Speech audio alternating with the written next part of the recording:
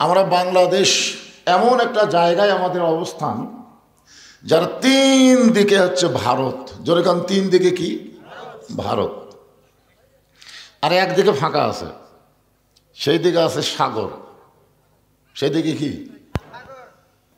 ভারতে যারা বসবাস করে তারা অধিকাংশই হলো হিন্দু। অধিকাংশই কি হিন্দু। এই আমাদের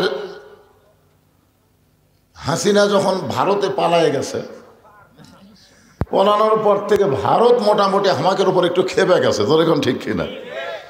আপনার পেপার পত্রিকা খবর দেখেন কিনা? এই কিছুদিন আগে ভারত থেকে বলা হয়েছে আমরা পেঁয়াজ বন্ধ করে দিলাম, চিনি বন্ধ করে দিলাম, এটা বন্ধ করে দিলাম, সেটা বন্ধ করে দিলাম। ওরা মনে করতেছে আমরা এইগুলো বন্ধ করে দিলে বাংলাদেশের লোকেরা না খেয়ে মরবে, ওদের ধারণা। আপনারা বলেন আমরা কি ভগবানের দিকে তাকায় আছি না আল্লাহর দিকে? হিন্দুরা যে ভগবানকে বিশ্বাস করে, আপনারা বলেন তো সেই ভগবানের কোনো অস্তিত্ব আছে? নাই, কিন্তু নাই। কারণ একটাই মাত্র ধর্ম। অনেকে বলে সমস্ত ধর্মের ভিতরে শ্রেষ্ঠ ধর্মের নাম কি? এই কথাটা বলা হচ্ছে কবিরা গুনাহ।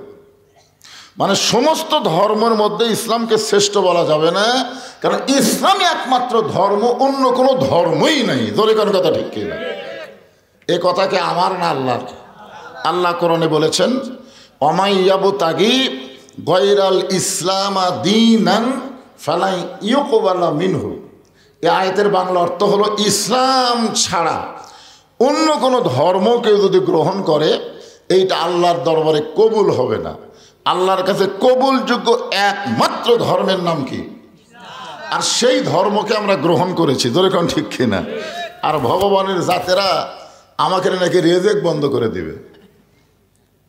আল্লাহ কি বলেছেন? অমা মিন দাব্বাতিন ফিল আরদি ইল্লা আলাল্লাহি রিজকুহা। পৃথিবীতে এমন কোনো বিচরণশীল প্রাণী নাই যার রেজেকের ব্যবস্থা আল্লাহ করেনি। ধরে করেন সুবহানাল্লাহ। তাহলে সব প্রাণী রেজেক যদি আল্লাহ দেয়, তাহলে আমরা মুসলমান, আমাদের রেজেক কে দিবে? আরো জোরে বলেন। সে ভারত অবশ্য মাঝে মধ্যে হুমকি মারতেছে, আজকেও একটা মারছে, আপনারা জানেন আজকের হুমকি কি? জি হুজুর, জি কি? দেখো আপনি বলেন। আজকের হুমকি হচ্ছে অতি সত্তর, মানে খুব শিগগিরই বাংলাদেশকে ওরা দখল করে নিবার চায়।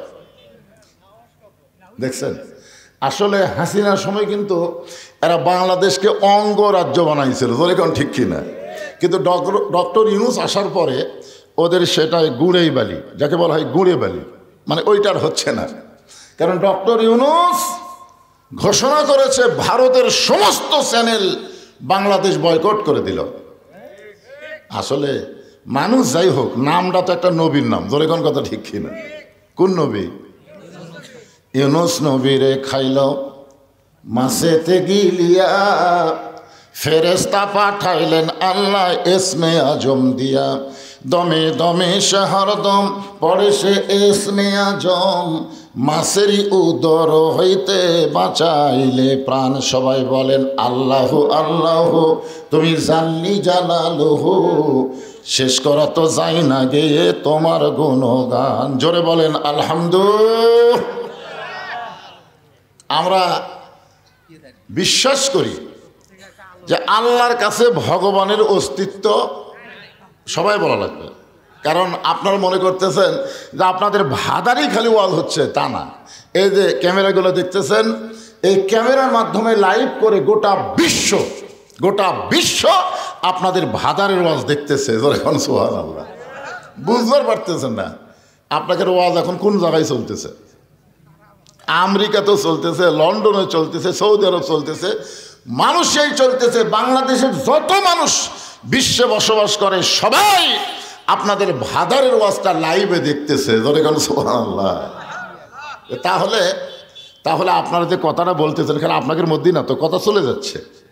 ভগবানের ভ বাদ দেন। গবানের কোনো অর্থ ডিকশনারি নাই, খুঁজে দেখেন নাই। গবানের গ বাদ দিলে বান মানে বন্যা, দুনিয়ার কোনো মানুষ চায় না। বা বাদ দিলে নো মানে নাই, ভগবান নেই। আর সেই ভগবানের পাওয়ার নিয়ে ওরা হামাকে ধরবার চায়। আর আমাকে আল্লাহর খবর কি? আল্লাহু লা ইলাহা ইল্লা হুয়াল হাইয়ুল কাইয়ুম। যদি আপনার মন চায় আলিফ বাদ দেন, লিল্লাহি মা ফিস সামাওয়াতি ওয়াল আরদ।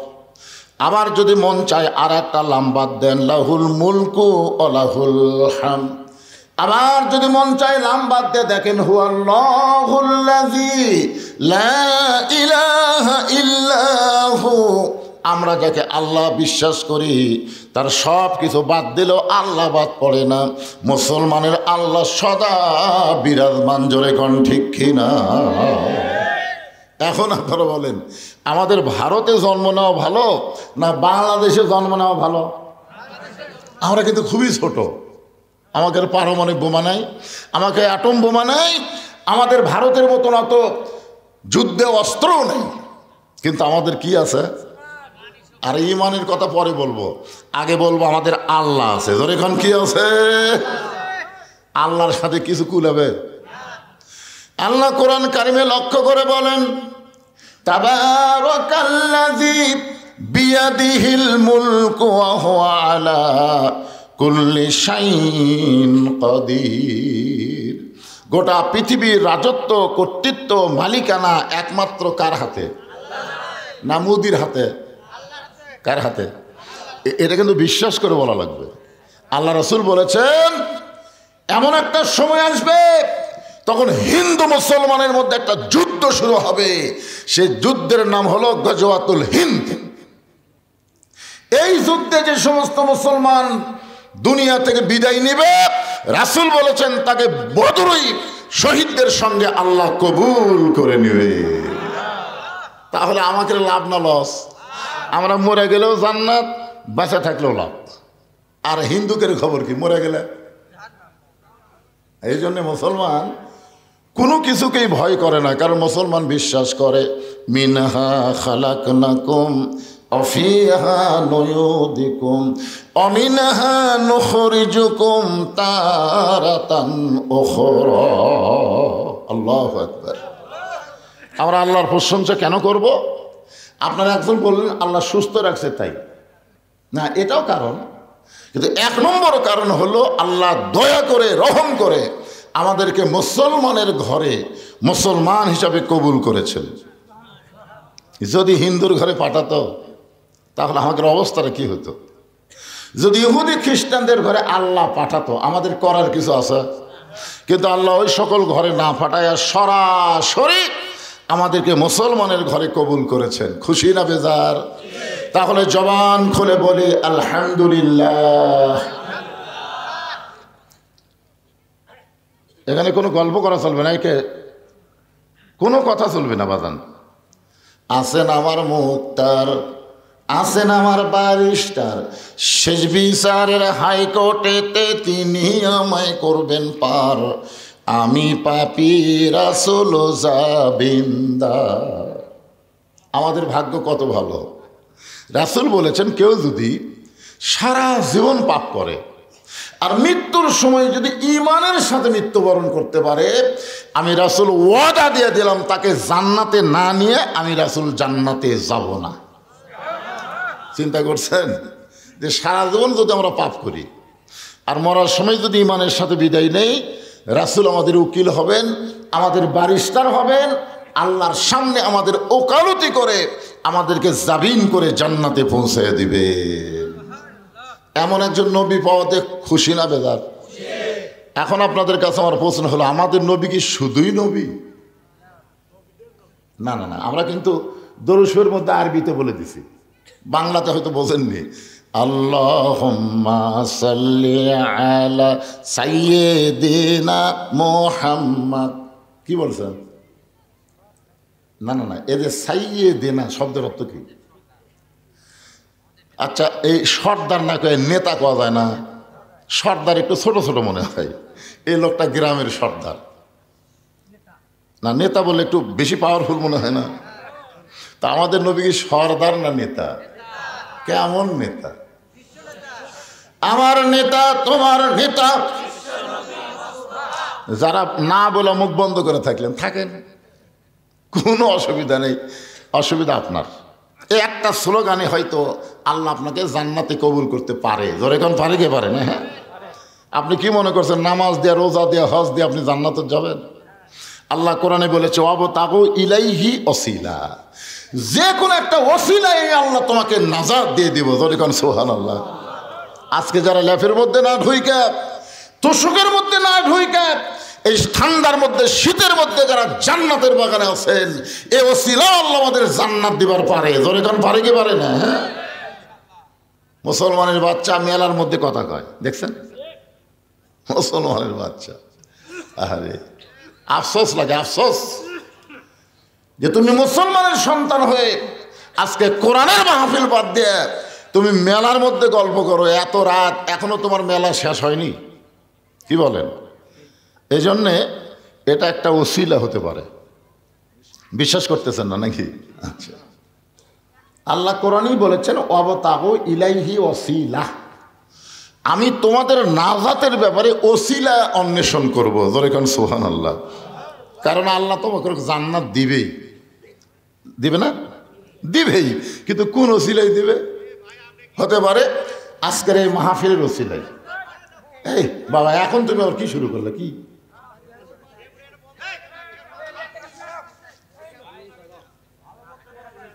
না না, এই দুই দিকে তোমরা সেট করছো, একেবারে ইয়ার লাগাল হয়ে গেছে। এখন এই সাইডের লোকগুলোকে আমিও দেখতে পাচ্ছি না, ওরাও আমাকে দেখতে পাচ্ছে না। আন্দারা মার দেওয়া লাগতেছে, কি এক বিপদ। না না, ভাঙ্গা ফেলে দিলে হবে না।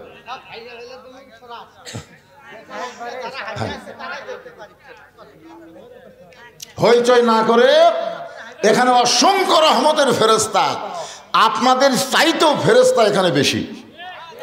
কম না বেশি? এই যে আপনারা সবাই বসে আছেন, আমি বসে আছি, আমাদের প্রত্যেকের সাথে দুটো করে ফেরেশতা আছে, আছে না নাই? তখন এই হিসাবে তো ডবল, আমরা যা আছি ফেরেশতা তার ডবল। আর অসংখ্য ফেরেশতা আজকের এই সামিয়ানা থেকে আরশ পর্যন্ত দাঁড়িয়ে গেছে। জোরে কোন সুবহানাল্লাহ। এই ফেরেশতাগুলো যেন আমাদের পক্ষে সাক্ষী দেওয়ার পারে। আমরা হইচই করলে ফেরেশতারা মনে করবে যে আল ইনসান আশরাফুল মখলুকাত, আল্লাহর যত সৃষ্টি আছে সর্বশ্রেষ্ঠ সৃষ্টির নাম হলো মানুষ। ইনসান মানে মানুষ। আল্লাহর প্রশংসা করার কারণ হলো আল্লাহ আমাদেরকে ভাগ্য গুণে বিশ্ব নবীর উম্মত হিসাবে কবুল করেছেন। আর বিশ্ব নবীর উম্মত হওয়াতে আমাদের জান্নাত পাওয়া আল্লাহ সহজ করে দিয়েছে। প্রশংসা করবো কার? মাশাআল্লাহ। আল্লাহর প্রশংসা করার আর একটা কারণ হলো এই যে দেখতেছে পবিত্র কোরআন। ইসালে সওয়াব মাহফিল। ইসালে সওয়াব মানে কি? শেষে খাওয়া দাওয়া নাকি? না না, ইসালে সওয়াব লেখা থাকলে জনগণ বুঝবি খাওয়া আছে রে। আর যদি তাফসির মাহফিল দেয়, কয় না খালি এমনি এমনি। ইসালে সওয়াব শব্দের অর্থ হলো আমাদের আপনজন যারা দুনিয়া থেকে কবরে চলে গেছে তাদের রুহের মাগফিরাতে সওয়াব পৌঁছায় দেওয়া। বিশেষ করে এখানে একটা গোরস্থান, কবরস্থান। আমি বললাম যে ভাই গোটা পাড়ার কি এটা গোরস্থান? বলে না হুজুর, পারিবারিক কবর আছে, তবে আমরা এটা নতুন করে একটা সম্মিলিত গোরস্থান তৈরি করছি। আল্লাহ রাসূল কিন্তু পারিবারিক কবরকে পছন্দ করেন নাই, তিনি সম্মিলিত গোরস্থানকে পছন্দ করে সর্বপ্রথম আল্লাহ নবী নিজের হাতে যে গোরস্থান তৈরি করছে ওই গোরস্থানের নাম হয়েছে জান্নাতুল বাকি। নাম কি? জান্নাতুল বাকি। সাহাবীরা বললেন হুজুর সম্মিলিত গোরস্থানের মধ্যে লাভ কি? আল্লাহ রাসূল বুঝাই দিলেন এভাবে, মনে করেন আমি গরমের ভিতরে ওয়াজ করতেছি, গরম ওয়াজ করার কারণে আমার গাওটা খুব ঘেমে যাচ্ছে, তখন এক লোক দয়া করে পাকায় না আমাকে বাতাস করতেছে, শুধুমাত্র আমাকে লক্ষ্য করি কিন্তু বাতাস করতেছে, হুজুর বাতাসে একটু ঠান্ডা হবে, কিন্তু আমার আশেপাশে যারা আছে ওদেরকে কিন্তু লক্ষ্য করেনি। এখন আশেপাশে থাকার কারণে এরা কি বাতাস পাবে? এই যে আপনাদের গোটা গোরস্থানে যদি একজন আল্লাহওয়ালা শুয়ে থাকে, ওই আল্লাহওয়ালার জন্য আল্লাহ যখন রহমতের দরজা খুলে দেবে প্রত্যেকটা কবর রহমতের একটা অংশ পাবে। যেরকম সুবহানাল্লাহ। আর একলা একলা দিবেন, ভালো হলে ভালো, খারাপ হলে শেষ।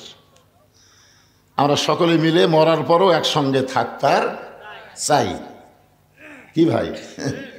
এই জন্যই কিন্তু গোরস্থানকে লক্ষ্য করে আজকের মাহফিল।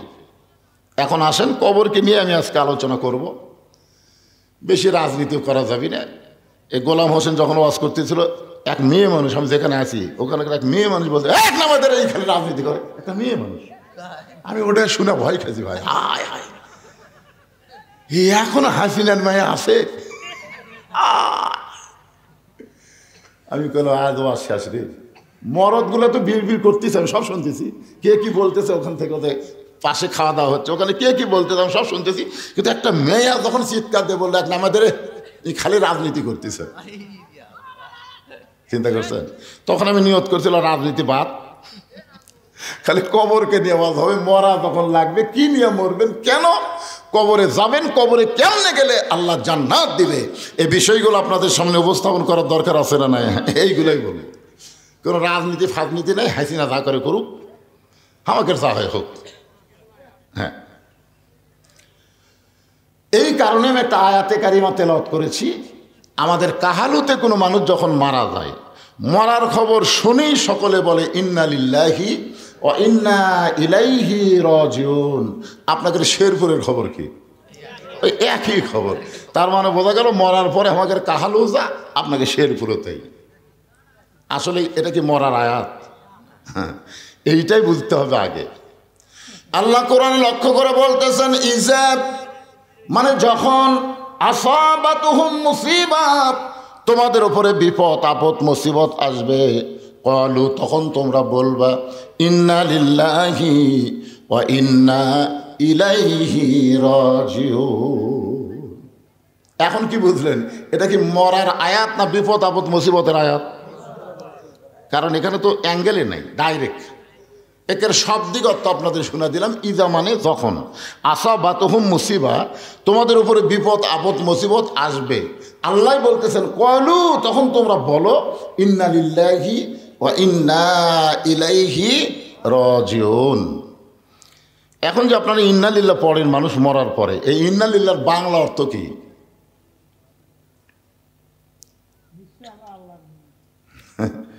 কিছুটা কইছে হয়েছে। আচ্ছা ঠিক আছে, আমি একটা গান গাই, দেখেন তো গান দিয়ে বুঝবার পারেন কিনা। এগুলো আসলে গান না, এগুলো হচ্ছে কোরআনেরই সুরে গানের আকারে আপনাদের সামনে উপস্থাপন করা।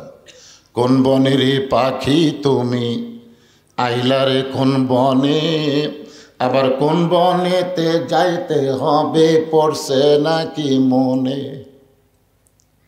বুঝতে পারছেন? আমি একটু সহজ করে দিই, আমরা কোথায় ছিলাম, আমরা কোথায় আসলাম, আবার কোথায় যাব। একজন ভাই বলতেছে আমরা জান্নাতে ছিলাম। জান্নাতে আপনি আসলেন? আদম আলাইহিস সালাম জান্নাতে আসিল, আদম আলাইহিস সালাম জান্নাতে ছিল। জান্নাতেই যদি থাকবে তাহলে কেন বললেন ওই গাছের কাছে যাইও না? জান্নাতের মধ্যে কোনো হুকুম থাকবে না তো। জান্নাতের শর্ত হলো আলা তাস্তাহি আনফুসুকুম, তোমার মন যা চাবে তুমি জান্নাতে তাই করতে পারবে। ধরে এখন সুবহানাল্লাহ। আদম আলাইহিস সালামকে আল্লাহ কি বলছেন, ওই গাছের কাছে যাইও না। তার মানে বোঝা গেল জান্নাতে হুকুম আছে, সব গাছের কাছে যাবা, ওটার কাছে যাওয়া হবে না। এর মানে বোঝা গেল ওটা জান্নাত নয়। জান্নাতে যাইতে গেলে শর্ত হলো ফাদখুলি ফি ইবাদি ওয়াদখুলি জান্নাতি। এই আয়াতের বাংলা অর্থ হলো তুমি যখন আল্লাহর ইবাদতকারী বান্দা হয়ে যাবে, তুমি তখনই জান্নাতে প্রবেশ করবে। ইবাদত করা ছাড়া জান্নাতে প্রবেশ করা যাবে হ্যাঁ, একে ডাইরেক্ট ফাদখুলি ফি ইবাদি ওয়াদখুলি জান্নাতি। এখন আমরা বলবো আমরা জান্নাতে ছিলাম না, আমরা একটা জগতের মধ্যে ছিলাম। সে জগতের নাম হলো আলমে আরওয়াহ। আলমে আরওয়াহ, রুহের জগৎ। এই রুহের জগৎ থেকে আল্লাহ আমাদেরকে পাঠাইলো দুনিয়ার জগৎ। এই দুনিয়ার জগৎ থেকে আমরা যাব কবরের জগৎ। যেরকম ঠিক কিনা? আল্লাহ রাসূল বলেন সর্বশেষে যেই ব্যক্তি দুনিয়া ছাড়বে, কবরের জগতে তাকে কম পক্ষে 50,000 বছর থাকা লাগবে। কত বছর? বিশ্বাস করতেছেন না নাকি? আফসোসের কিছুই বোঝা যাচ্ছে মনে হয় কি সর্বশেষে যেই ব্যক্তি মৃত্যুবরণ করবে কবরের জগতে তাকে 50,000 বছর থাকা লাগবে। যে দুনিয়ার জগতে আমাকে কোনো কি নাই, নিশ্চয়তা আছে নাকি? আপনি যে 3তলা 4তলা বাড়ি বানাচ্ছেন আর বারবার ঘাড় কাত করে দেখতেছেন, কি দেখো ভাই? রড বার করে রাখছি, হুজুর আর একতলা করবো, আর একতলা। দুই কান্দের ফেরেশতা কয়, পাগলা উপর দিকে তাকাস না রে, তোর বাড়ি 3তলা না, তোমার জায়গা হলো নিচতলা। ধরে কোন কি তলা? নিচতলা। একতলা না, একতলা না, নিচতলা। মানে কি? আন্ডারগ্রাউন্ড। এখন নিচতলায় যদি আমরা যাওয়ার চাই, আল্লাহ বলেছেন কোনো সমস্যা নাই। ইয়া আইয়ুহাল্লাযীনা আমানুত্তাকুল্লাহা হাক্কা তুকাতিহি ওয়া লা তামুতুন্না ইল্লা ওয়া আনতুম মুসলিমুন। কোনো সমস্যা নাই, যদি মুসলমান হয়ে মরতে পারো তোমাদের নিচতলা কবরকে আমি আল্লাহ জান্নাতের বাগান বানায়া দেব। তার মানে কি বুঝতেছেন কি হয়ে মরা লাগবে? আমরা কার ঘরে জন্ম নিছি? মুসলমানের ঘরে জন্ম নিলাম, অথচ আমাদেরকে আল্লাহ বলতেছেন মুসলমান হয়ে তোমাকে মরা লাগবে। এখানেই তো মারিফতের পেঁয়াজ। কিন্তু মুসলমানের ঘরে জন্ম নিলাম, আবার আল্লাহ কেন বলতেছেন মুসলমান না হয়ে মরিস না রে? তার মানে বোঝা গেল মুসলমানের ঘরে জন্ম নিয়া অনেকে কাফের হয়ে মরে, আবার অনেকে কাফেরের ঘরে জন্ম নিয়া মুসলমান হয়ে মরে। ধরে কোন কথা ঠিক কি না? কথা বলে। হ্যাঁ, মুসলমানের ঘরে জন্ম নিয়া কোরআনের কথা বললে কয় রাজনীতি করতেছে। ওই কি মুসলমান? আল্লাহর কোরআনের আইন বাংলাদেশে চালু হবে, এই কথা শোনার পরে যার কলিজার মধ্যে কষ্ট হয় বুঝবেন ও মুসলমান না, ও হলো মুনাফিক নম্বর 1। জোরে কোন কথা ঠিক কিনা? 1 নম্বর মুনাফিক। নবীর পিছনে নামাজ পড়ে, নবী হলেন ইমাম, সামনে কাতারের মুসল্লি, পাগড়ি ঠিক আছে, দাড়ি ঠিক আছে, জুব্বা ঠিক আছে, সব 1 নম্বর। কিন্তু কোরআনের একটা আয়াত যখন নাজিল হলো তখনই ওই ধরা খেল।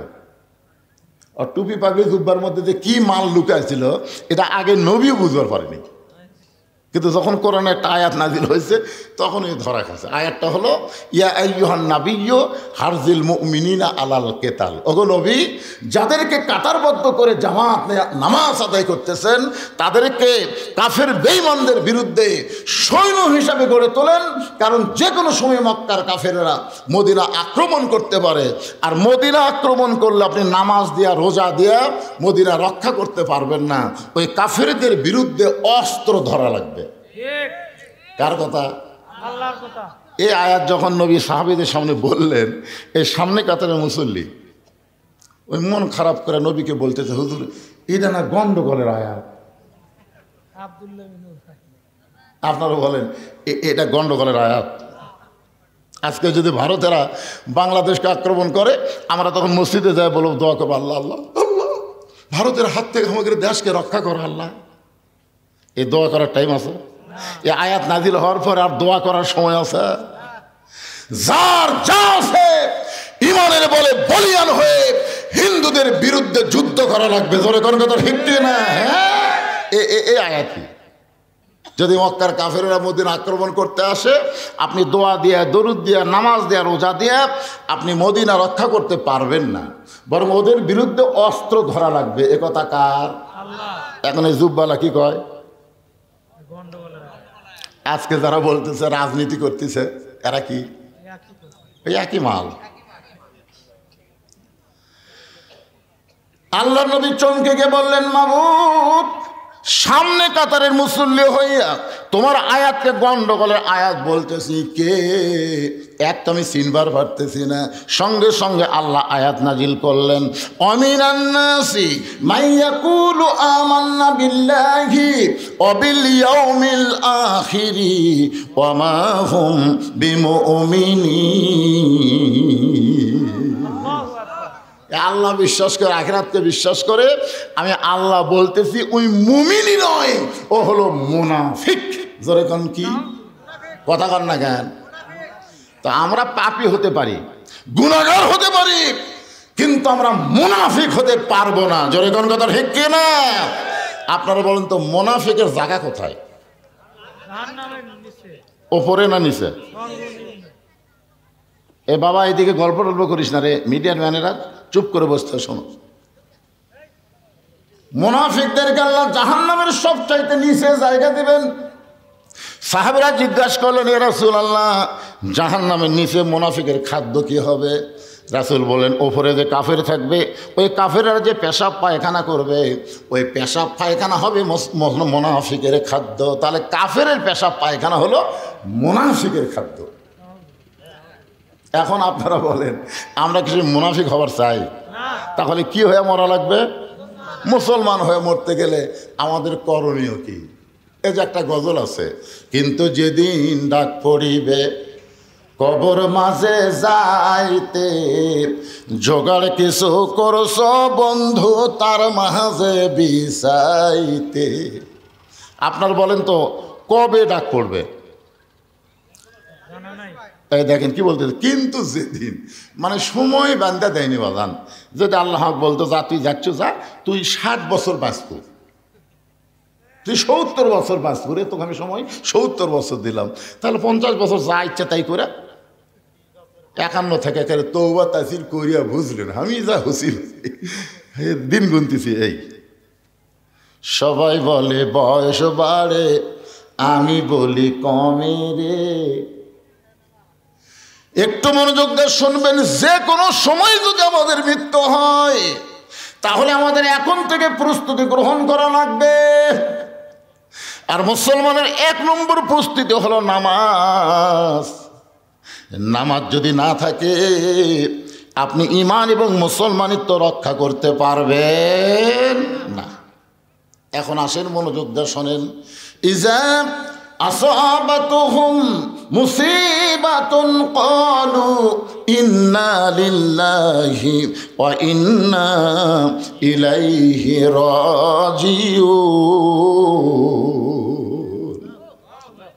বিপদ আপদ মুসিবত যখন আসবে, এখন আপনাদের কাছে আমার প্রশ্ন হলো, এখানে সংক্ষেপে ছোট প্রশ্ন, খুব ছোট, যে বর্তমানে আপনাদের শেরপুর এই এলাকার জন্য সবচাইতে বড় বিপদ কি? যে বিপদের সময় আল্লাহ ইন্নালিল্লাহ পড়ার হুকুম দিল, কলু মানে কি আল্লাহ ফরজ করে দিল। এখন আপনারা বলেন আপনাদের এলাকায় সবচাইতে বড় বিপদের নাম কি?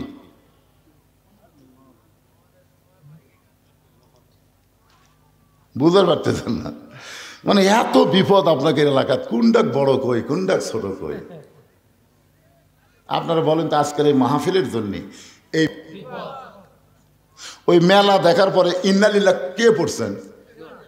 কেউ পড়েন। আপনারা কখন পড়বেন? যখন মরে গেল তখন।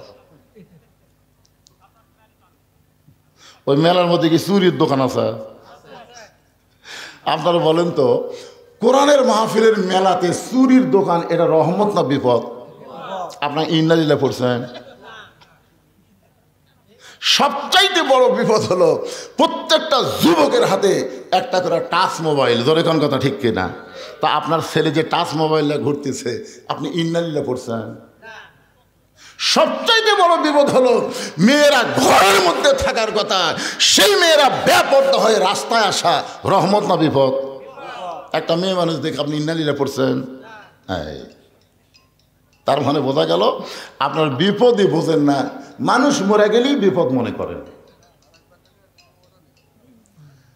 সবচাইতে বড় বিপদ মানুষ মরার পরে ইন্নালিল্লাহ কেন পড়ি? এই কারণেই পড়ি, আমাদের জন্য মরাটাই হলো সবচাইতে বড় বিপদ। ও বাংলার মুসলমানেরা শুনে নেন, কোরআনকে যদি আইন হিসাবে গ্রহণ করে, আল্লাহর হুকুম অনুযায়ী নবীর তরিকা মোতাবেক যদি চলতে পারেন, তাহলে মরাটা বিপদ না, মরার মাধ্যমে জান্নাতে প্রবেশ করা ধরে কোন ঠিক কিনা? কিন্তু মানুষ বলে আমরা কেন পড়ি? আমরা মনে করি মরাটাই হলো বিপদ। আল্লাহ রাসূল বললেন, সর্বশেষে যেই ব্যক্তি কবরে যাবে, কবরের জগতে তাকে 50,000 বছর থাকা লাগবে। এই কথা শোনার পরে আমাদের মা উম্মাহাতুল মুমিনিন খাদিজাতুল কুবরা ছোট বাচ্চার মতন কান্না শুরু করে দিলেন। রাসূল বলে, খাদিজা আপনি এমন করে কেন কাঁদতেছেন? খাদিজা বলে, ওগো আল্লাহর নবী, আমি জানি কবরে কোনো দরজা নাই, কবরে কোনো জানলা নাই, কবরে কোনো সাথী নাই, কবরে কোনো বাতি নাই, একা একা 50,000 বছর অন্ধকার কবরে কেমনে থাকবো? এই কথা শোনার পরে আমার চোখটা দরদর করে পানি পড়তেছে। আল্লাহর নবী খাদিজার চোখের পানি মুছা দিয়া কপালে একটা চুম্বন দিয়ে বললেন, খাদিজা, ওই আল্লাহর শপথ করে বলতেছি, ঈমান গ্রহণ করার পরে আপনি আল্লাহর সঙ্গে যে সম্পর্ক গড়ে তুলেছেন, আল্লাহ আপনার কবরকে জান্নাত বানায়া দিবে। সুবহানাল্লাহ। সবাই বলেননি? বলছেন?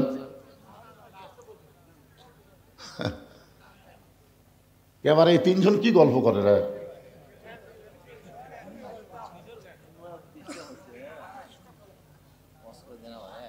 না শোনেন, তাহলে এখানে যে আল্লাহ রাসূল বললেন, কি বললেন শোনেননি? খেয়াল করেননি? এদের তরিকতের লাইনে একটা কথা আছে, খিয়ালেতে রাখো মন, খিয়ালো অমূল্য ধন, খিয়ালো হারাইয়া গেলে সব হবে তার কারণ। আগে যখন আমি ছোটোবেলায় হাল বোতাম, হাল বা বোঝেন না, আমি সবসময় 2 নম্বর হাল ধরতাম। 2 নম্বর হাল ধরে আমার কোনো সময় ঘুম ধরতো। তো একদিন গরুর পাওয়া ফাল ঢুকছে, আমার আব্বা এসে চর দেখা, এই তুই খেয়াল করে হাল বলছ। আসলে কিন্তু আমার খেয়াল ছিল না, বেখেয়াল হয়ে গেছে, ঢুকে গেছে। ধান কাটতে কাটতে যারা বেখেয়াল হয় তারাই কিন্তু হাত কাটে। জোরেখন কথা ঠিক কিনা? হ্যাঁ, একটু মনোযোগ দিয়ে শুনবেন। আল্লাহ রাসূল বললেন, খাদিজা, ঈমান গ্রহণ করার পরে আল্লাহর সঙ্গে আপনি যে সম্পর্ক গড়ে তুলেছেন, আল্লাহ আপনার কবরকে জান্নাত বানায়া দিবে। এখানে আমি আপনাদের কি বুঝাবার চাইলাম, আল্লাহর সঙ্গে সম্পর্ক করতে গেলে ঈমানের পরে করা লাগবে, ঈমানের আগে কোনো সম্পর্ক করা যাবে না। ঈমানের আগে সম্পর্ক করেছিল নবীর চাচা আবু তালেব, আল্লাহ তাকে জান্নাত দিবে না। দাতা হাতিম তাই আল্লাহর সঙ্গে সম্পর্ক করতে চেয়েছিল, দান করে আল্লাহ তাকে জান্নাত দিবে না। বাদশাহ নওশেরন ঈমান গ্রহণ করার আগে ন্যায়পরায়ণ বাদশাহ হয়েছিল, কিন্তু আল্লাহ তাকে জান্নাত দিবে না। আল্লাহর যত কাজ তুমি করবার চাও, আগে ঈমান গ্রহণ করার পরে তারপরে করা লাগবে। ধরে কোন ঠিক কি না? আপনি নামাজ পড়বার গেলে আগে কি লাগবে? জোরে কন ঈমান। ঈমান ছাড়া নামাজ পড়লে হবে? আসরে নামাজ পড়ার পরে জমিত গেছে, দেখো ওপর জমিত পানি চলমল করতেছে, নিচে ওর জমিত পানি নেই। কে রে, এত পানি উপরে, আমারটা পানি নেই। ওই চারিদিকে তাকাছিল, চারিদিকে তাকা, কেউ নাই। আস্তে করে বসে জমির আল কাটা দিয়ে ওই পানি দিয়ে হাত ধোছে, ধুয়ে আবার দাঁড়ায় চারিদিকে তাকায় বলতেছে আলহামদুলিল্লাহ, কেউ দেখেনি। এখন আপনারা বলেন, লোকটার কিন্তু আসরের নামাজ আছে, কিন্তু কি নাই? ঈমান যদি থাকতো তাহলে বলতো যে কেউ না দেখলেও আল্লাহ দেখতেছে রে। জোরে কোন ঠিক কি না? সাহাবেরা বললেন, যে রাসূলুল্লাহ, মা হুয়াল ঈমান, এই ঈমানটা কি? আল্লাহ রাসূল বললেন, ইকরার বিল লিসান, তাসদিক বিল জানান, আমল বিল আরকান, এরই নাম হলো ঈমান। জবানে বলতে হবে লা ইলাহা ইল্লাল্লাহ, জবানে বলা লাগবে। সবাই বলেন লা ইলাহা ইল্লাল্লাহ, লা ইলাহা ইল্লাল্লাহ, লা ইলাহা ইল্লাল্লাহু মুহাম্মাদুর রাসূলুল্লাহ। আপনার বলেন তো, এই ইকরার বিল লিসান রাসূল যদি বলতো এটা ঈমান, তাহলে আমাদের জন্য তো কোনো সমস্যাই হতো না। কিন্তু মারাত্মক ক্যাশ মারছে ভাই, তাসদিক বিল জানান। খালি মুখের মধ্যে কলেমা জপলে হবে না রে, ওই কলেমাটা কলিজার মধ্যে ঢুকান লাগবে। ধরে কান কার ভিতর? কলিজার মধ্যে যখন ঈমানের জায়গা হবে, ওই লোকটার কাছে জীবনের চাইতে ঈমানের দাম বেশি হবে। এখন আপনারা বলেন তো, এ ভাদারের লোকেরা, আপনাদের কাছে জীবনের দাম বেশি না ঈমানের দাম বেশি? এই মুখে মুখে বলতেছেন। 15.5 বছর আমার মতন বক্তার কাছে আল্লাহর চাইতে হাসিনার ভয় বেশি। আমার মতন বক্তা চারিদিকে তাকায় আর ওয়াজ করে, পুলিশের গাড়ি, র্যাবের গাড়ি, আওয়ামী লীগের ক্যাডার আছে কিনা, এগুলো যদি থাকে তেল ওয়াজ করে বাড়িতে গেছি।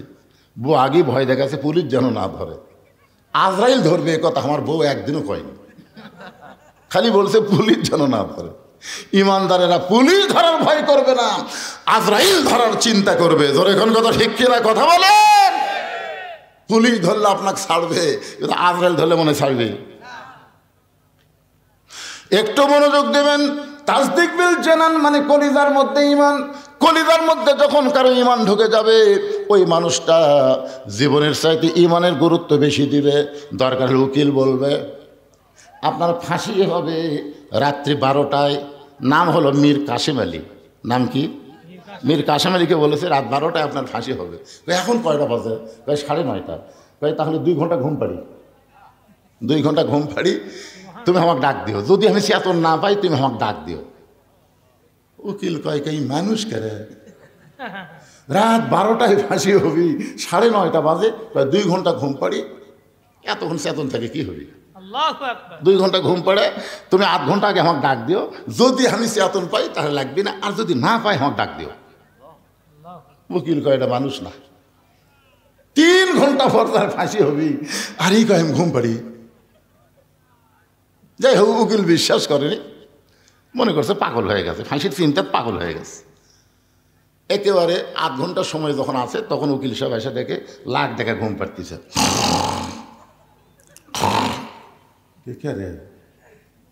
আর 8 ঘন্টা ফাঁসির সময় এখনো ঘুম পাড়ে, ডাক দিতে। লাভ ধরে বলতে ভাই ফাঁসির টাইম হচ্ছে? না স্যার, এখন 8 ঘন্টা আছে। তাহলে 2 রাকাত নামাজ পড়ি। অজু করে এসে 2 রাকাত নামাজ পড়ে এখানে পাঞ্জাবি টাঞ্জাবি গাওয়াত দিয়ে আতর সুরমা লাগে বলছে চ যাই। উকিল বলতেছে কোথায় যাবেন? কোথায়? বলে ফাঁসির কাজটা। আপনি জানেন আপনার ফাঁসি হবে, মৃত্যু হবে?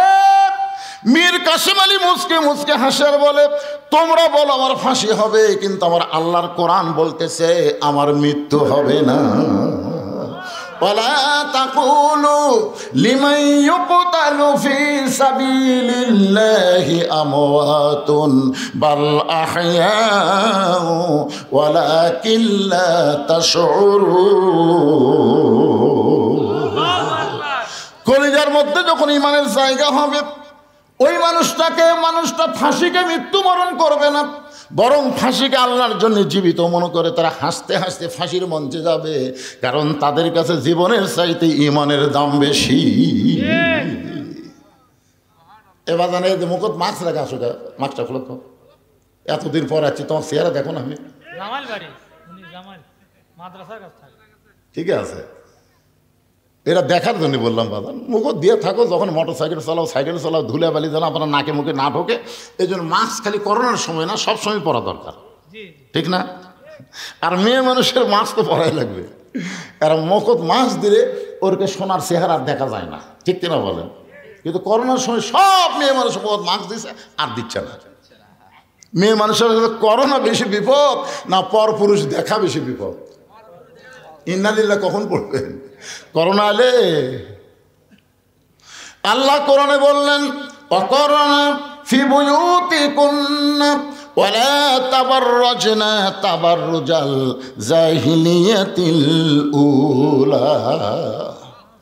রাসূল খাদিজার কপালে চুম্বন দিয়ে বললেন, খাদিজা ওই আল্লাহর শপথ করে বলতেছি, ঈমান গ্রহণ করার পরে আল্লাহর সঙ্গে যে সম্পর্ক গড়ে তুলেছেন, আপনার যখন মৃত্যু হবে আল্লাহ আপনার কবরকে জান্নাত বানায়া দিবে। এখন আপনাদের কাছে আমি জানতে চাই, গোরস্থান যদি জান্নাত হয়ে যায় তাহলে 500 বছর কি, আর 50,000 বছর কি, আর 1 কোটি বছর কি? গোরস্থান জান্নাত হয়ে গেছে, আর এখানে বছরের হিসাব আছে? সুবহানাল্লাহ। এরপরেও মা খাদিজা যখন ছোট বাচ্চার মতন কান্দে, রাসূল বলে খাদিজা এত বড় সান্ত্বনা পুরস্কার দিলাম, এরপরও আপনি কান্দেন কেন?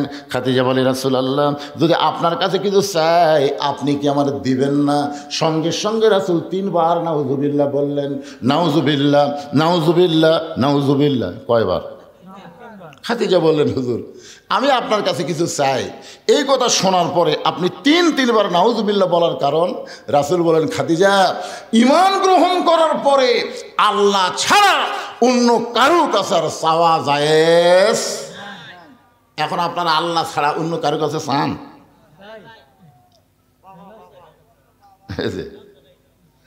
আমার দয়াল বাবার দরবারেতে কেউ ফিরে না খালি হাতে।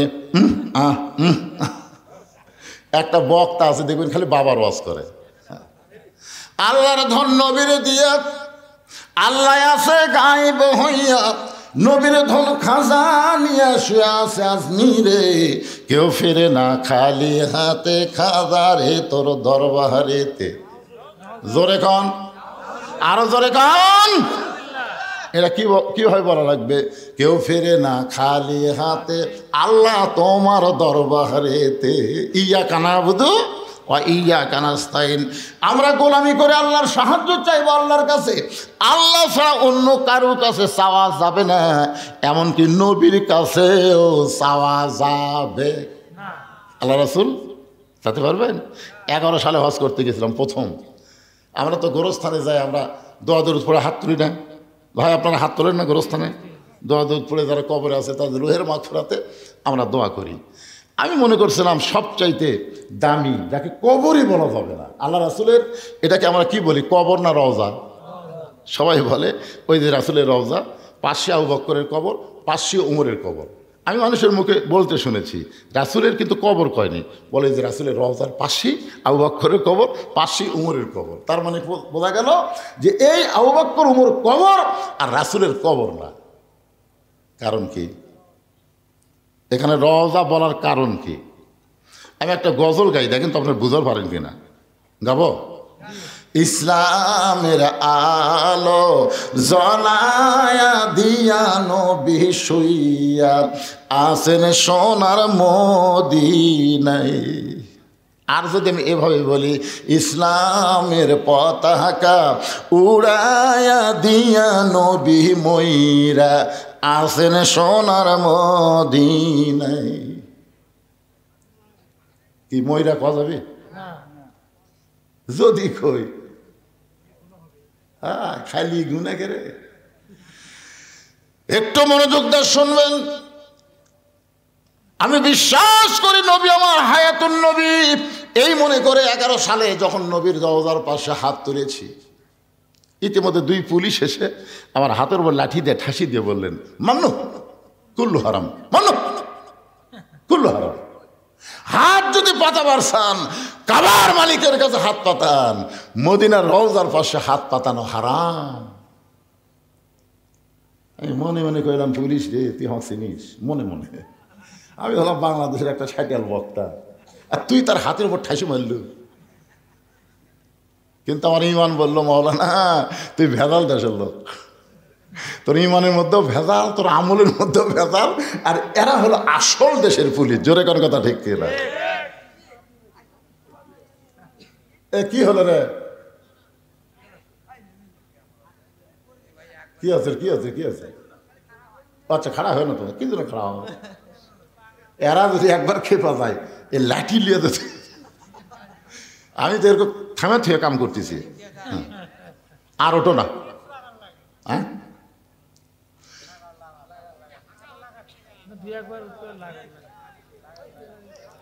কি বলতেছিলাম, কি বলতেছি একটু মনোযোগ দিয়ে শোনেন। আজকের ওয়াজের শুরু থেকে শেষ পর্যন্ত কবরকে নিয়ে ওয়াজ হবে, কোনো রাজনীতি চলবি না। কিসের অ্যাঙ্গেল? অ্যাঙ্গেলের দিন শেষ, ডাইরেক্টের বাংলাদেশ। ধরে কর কথা ঠিক না? আগে অ্যাঙ্গেলে মারছি, এখনো অ্যাঙ্গেল। আমি আজ প্রায় 10 বছর থেকে দোয়া করতেছি, আল্লাহ এই অ্যাঙ্গেল আর কতদিন মারবো আল্লাহ। কুল জাল হক ওয়াজাহাকাল বাতিল ইন্নাল বাতিলা কানা যাহুকা।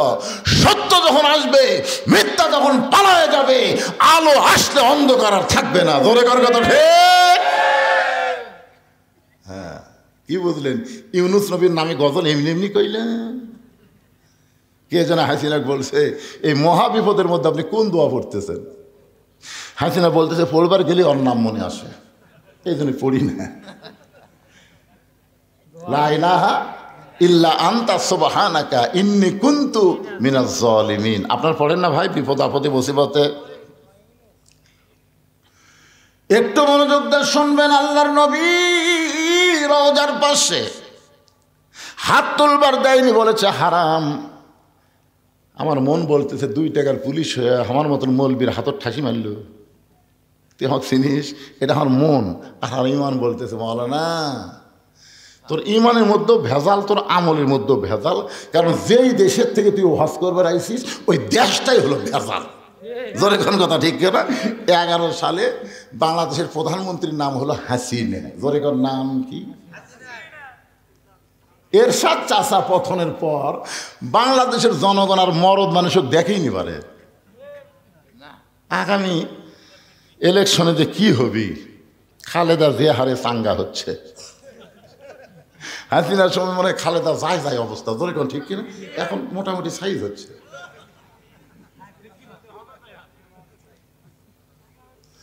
আপনারা একটা সিদ্ধান্ত নেন, মা তারাক্তু বাদি আলা উম্মতি ফিতনাতুন আদার রাজুল মিনান নিসাই, রাওয়াহুল বুখারী কিতাবুল ফিতান। আল্লাহ রাসূল বলেছেন আমার পরে আমার উম্মতের জন্য সবচাইতে বড় বিপদ হলো পুরুষ মানুষের জন্য নারী নেত্রী হওয়া। নারী নেত্রী হওয়ার পরে ইন্না লিল্লাহ কোনোদিন পড়ছে? এই দে আগামী তার কোন নারীকে বাংলাদেশের নেত্রী আমরা দেখতে চাই না। পুরুষ মানুষ হবে বাংলাদেশের নেতা। ধরে সবাই বলে আল্লাহুম্মা আমিন। একটু মনোযোগ দিয়ে শোনেন। ভেজাল দেশের মানুষ, আমি আলেম হলেও ভেজাল, যেটার প্রমাণ পাইছি জয়তুনের দোকানে গিয়া দোকানদারকে বললাম ভাই আসল জয়তুনের তেল দেন। যেই কইছি দোকানদার কর্মচারীকে বলতেছে হারাম হারাম কুল্লু হারাম। ও আমার ধাক্কা দিয়ে বের করে দিল। এক সৌদি আমাদের বাংলাদেশে চাকরি করে সৌদিতে, তাকে বললাম কে রে ভাই খালি আসল চাইছি, তাতে আমাকে ঘর থেকে বের করে দিল কেন? বলে হুজুর এখানে নকলই নাই। তো যেখানে নকল নাই সেখানে আসল চাওয়া মাত্রই ওরা বুঝবার পারছে আপনি ভেজাল দেশের লোক। কারণ কি জানেন? ওই দেশে আল্লাহর আইন চলে আর বাংলাদেশে মানুষের আইন চলে। আল্লাহ হচ্ছেন আসল আর মানুষ হচ্ছে ভেজাল। জোরে করে কথা ঠিক কিনা? এই জন্য আগামীতে আমরা ভেজাল আইনে চলবো না, আল্লাহর কোরআনের আইনে আমরা চলতে চাই। কারা কারা চলতে চান 2 হাত তুলে আমার আল্লাহকে দেখান। লিল্লাহে তাকবীর। হাত নামান। আল কোরআনের আলো সংসদে কে করলো? আমি। হাসিনা নাই তো? না না 16 দিন থেকে আছি। আরে আপনারা কি মনে করতেছেন অন্যায় ভাবে যাদেরকে ধরে লেগেছে, আমাকেও গেছে 9 বার, যাদেরকে অন্যায় ভাবে ধরে নিয়ে জেলের মধ্যে রাখছে তাদের বিচার হবে না? তারা কিন্তু বাংলাদেশের ভুয়া কোর্ট কাছারিতে বিচার দেয়নি, আসল জায়গার বিচার দিচ্ছে। ধরে কোন জায়গায়? আসল জায়গায় বিচার কেমন একটা দৃষ্টান্ত শোনেন। গভীর রাত্রে হযরত ওমর মদিনার অলিগলি ঘুরতে গিয়ে হঠাৎ হযরত ওমর দেখতে পায় মদিনার মরুভূমির মধ্যে একটা তাঁবু টাঙ্গানো। ওমর ফারুক তাঁবুর নিকটে গিয়ে দেখে 2টা বাচ্চা মা মা বলে কাঁদতেছে, আর মা বলতেছে গোস্ত সিদ্ধ হলেই তোমাদের খাবার দেব, একটু ধৈর্য ধরো, গোস্ত সিদ্ধ হলেই তোমাদের খাবার দেব। ওমর ফারুক চিন্তায় পড়ে গেলেন, দুম্বার গোস্ত হলে 8 ঘন্টা লাগবে, উটের গোস্ত হলে বড় জোর 1 ঘন্টা লাগবে। এত গভীর রাত হয়ে গেছে এখন পর্যন্ত গোস্ত সিদ্ধ হয় না, এটা কেমন মা, এটা কেমন মা? লোকমা দিয়ে বললেন মা তোমার কলিজায় কি তোমার সন্তানের দয়া নাই? 2টা সন্তান ক্ষুধার জ্বালায় কান্দে আর এখন পর্যন্ত তোমার গোস্ত সিদ্ধ হয় না। এত রাত ধরে গোস্ত সিদ্ধ না হওয়ার কারণ কি? মেয়েটা বলে পথিক আমার বাড়ি হলো ইয়ামিন দেশে, আমি শুনতে পাইলাম মদিনার খলিফা হযরত ওমর অত্যন্ত ভালো মানুষ। এই ভালো মানুষ ওমরের কাছে আমার 2টা এতিম বাচ্চাকে নিয়ে আইছিলাম। গতকাল বিকালবেলা এত মানুষের ভিড়, আমি ভিড় ঠেলে ওমরের কাছে যাবার পারি নাই। আজকের একটা কোনো মতে কাটায় দিয়ে আগামীকাল সকালবেলা ওমরের দরবারে যাব, কিন্তু আমার দুইটা এতিম বাচ্চা ক্ষুধার জ্বালায় বারবার যখন কাঁদতেছে, আমি মা হয়ে তাদেরকে সান্ত্বনা দেওয়ার জন্য পাতিলে পানি আর পাথর দিয়ে নিচে আগুন জ্বালায় বলতেছি, বাবা গোস্ত সিদ্ধ হলেই তোমাদের খাবার দেব। ও পথিক, আমার পাথর সিদ্ধ হবে না, আমার সন্তান দুইটাকেও খাবার দেবার পারবো না, কিন্তু আমি মা হয়ে বুঝবার পারছি আমার সন্তান সকাল পর্যন্ত আর বাঁচবে না। এত খিদা নিয়ে দুইটা সন্তান হয়তো রাতের বেলায় আমার মৃত্যু হয়ে যাবে। সঙ্গে সঙ্গে ওমর ফারুক বলে, মা একটু ধৈর্য ধরো মা, আসল জায়গায় যেন বিচার দিও না। লিল্লাহে তাকবীর। ওমর ফারুক বললেন, মা একটু ধৈর্য ধরো মা, আসল জায়গায় যেন বিচার দিও না। এই কথা বলে এক দৌড়ে এসে বাইতুল মালের দরজায় বললেন, আসলাম এক বস্তা খাবার খাদ্য আমার মাথায় উঠে দে। আসলাম বলে, আমিরাল মুমিনিন কোথায় বস্তা নিয়ে যাওয়া লাগবে হুকুম দেন, আমি মাথায় করে নিয়ে যাব। ওমর কান্দার বসলাম, রে একজনের পাপের বোঝা আর একজন মাথায় নিবার পারে না, দে আমার মাথায় উঠায় দে। অউলিল আমরি মিনকুমকে বিশ্বাস করে চাকর আসলাম ওমর ফারুকের মাথায় যখন খাবার বস্তা উঠায় দেয়, ওমর ফারুক এত জোরে দৌড়ানো শুরু করেছে। আসলাম বলে, আমিরাল মুমিনিন একটা বস্তা মাথায় নিয়ে যদি আপনি এভাবে দৌড়ান তাহলে আপনি পড়ে গিয়ে আপনার কষ্ট হবে। ওমর কান্দে বলে, আসলাম রে আসল জায়গায় বিচার দেওয়ার আগে আমি ওমর যদি বুঝবার না পারি, এই ওমরকে আল্লাহ জাহান্নামের আগুনে পুড়ায় মারবে। এক দৌড়ে মেয়েটা তাবুর কাছে গিয়ে বললেন, মা রুটি হালুয়া তৈরি করো। রুটি হালুয়া তৈরি করে যখন মা ওমর ফারুকের হাতে দেয়, ওমর ফারুক দুইটা বাচ্চাকে উরাতের উপরে নিয়ে রুটি হালুয়া ছিঁড়ে ছিঁড়ে যখন মুখে দেয়, ওমরের চোখটা দর দর করে পানি পড়তেছে। দুইটা বাচ্চা বলে, কে গো আপনি? আমরা এতিম, আমাদের বাবা নাই, কিন্তু আজকে বাবার দরদ দিয়ে আপনি আমাদের আদর করতেছেন। সঙ্গে সঙ্গে ওমর ফারুক বলে, আল্লাহ এই অধমকে জাহান্নামের আগুন থেকে তুমি বাঁচায় দাও। মেয়েটা বলে, পথিক রে আমি ভালো মানুষের গল্প শুনেছি, কিন্তু মানুষ এত ভালো হয় আজকে নিজের চোখে দেখলাম। তুমি জাহান্নামের আগুন থেকে মুক্ত কেন চাও? আল্লাহ ওমরকে মদিনার খলিফা না বানায়া তোমাকে যদি খলিফা বানায়া দিত, এই মদিনা আল্লাহর জান্নাত হয়ে যেত। ওমর কিন্তু দুইবার একটা কথা বলেছে, মা আসল জায়গায় বিচার দিও না। আসল জায়গা মানে কি? এই আলেমেরা জেলের মধ্যে যাদেরকে অন্যায়ভাবে নিয়ে যাওয়া হয়েছে, বিশেষ করে আল্লাহর ওলি আল্লামা সাইদি, আসল জায়গায় বিচার দেওয়ার কারণে আজকে জালেমের এইরকম পরিণত হয়েছে। জোরে কর কথা ঠিক কিনা? গোটা পৃথিবীর ইতিহাসে যে সরকার প্রধানও পলায়, তার সাথে 300 এমপিও পলায়, গোটা পৃথিবীর ইতিহাসে এরকম ইতিহাস নেই। কি কথা! হায় হাই রে, এরকম ইতিহাস আছে? কিয়ামত পর্যন্ত এইরকম ইতিহাস হবি না ভাই। আসল জায়গাত বিচার দিয়েছে বাবা। মনে করতেছে ছাত্র জনতা না। ইজা জা নাসরুল্লাহি ওয়াল ফাত, সূরা নসর বলেন, কোন বিজয় মানুষের হাতে না, বিজয় হচ্ছে আমার আল্লাহর হাতে। ধরে কোন কথা ঠিক কি? আরে একটু মনোযোগ দিয়ে শুনবেন। কোরআন আইন যদি আমরা চালু করতে চাই, তাহলে আমাদের সবাইকে বলতে হবে আল কোরআনের আলো। সবাই বলেন না কেন? একটা বার বলেন তো ভাই। আপনি এটা বলে যদি মরেও যান, আপনি জান্নাতে যাবেন। কারণ রাসূল বলেছেন, মান সাআলাল্লাহু তাআলা আর শাহাদাতা বিসিদিকিন বাল্লাগাহুল্লাহু মানাজিলা শুহাদা ওয়া মাতা আলা ফিরাশিহি, রাওয়াহুল বুখারী। আল্লাহ রাসূল কি বলেছেন? হাদিসটা শুনবেন।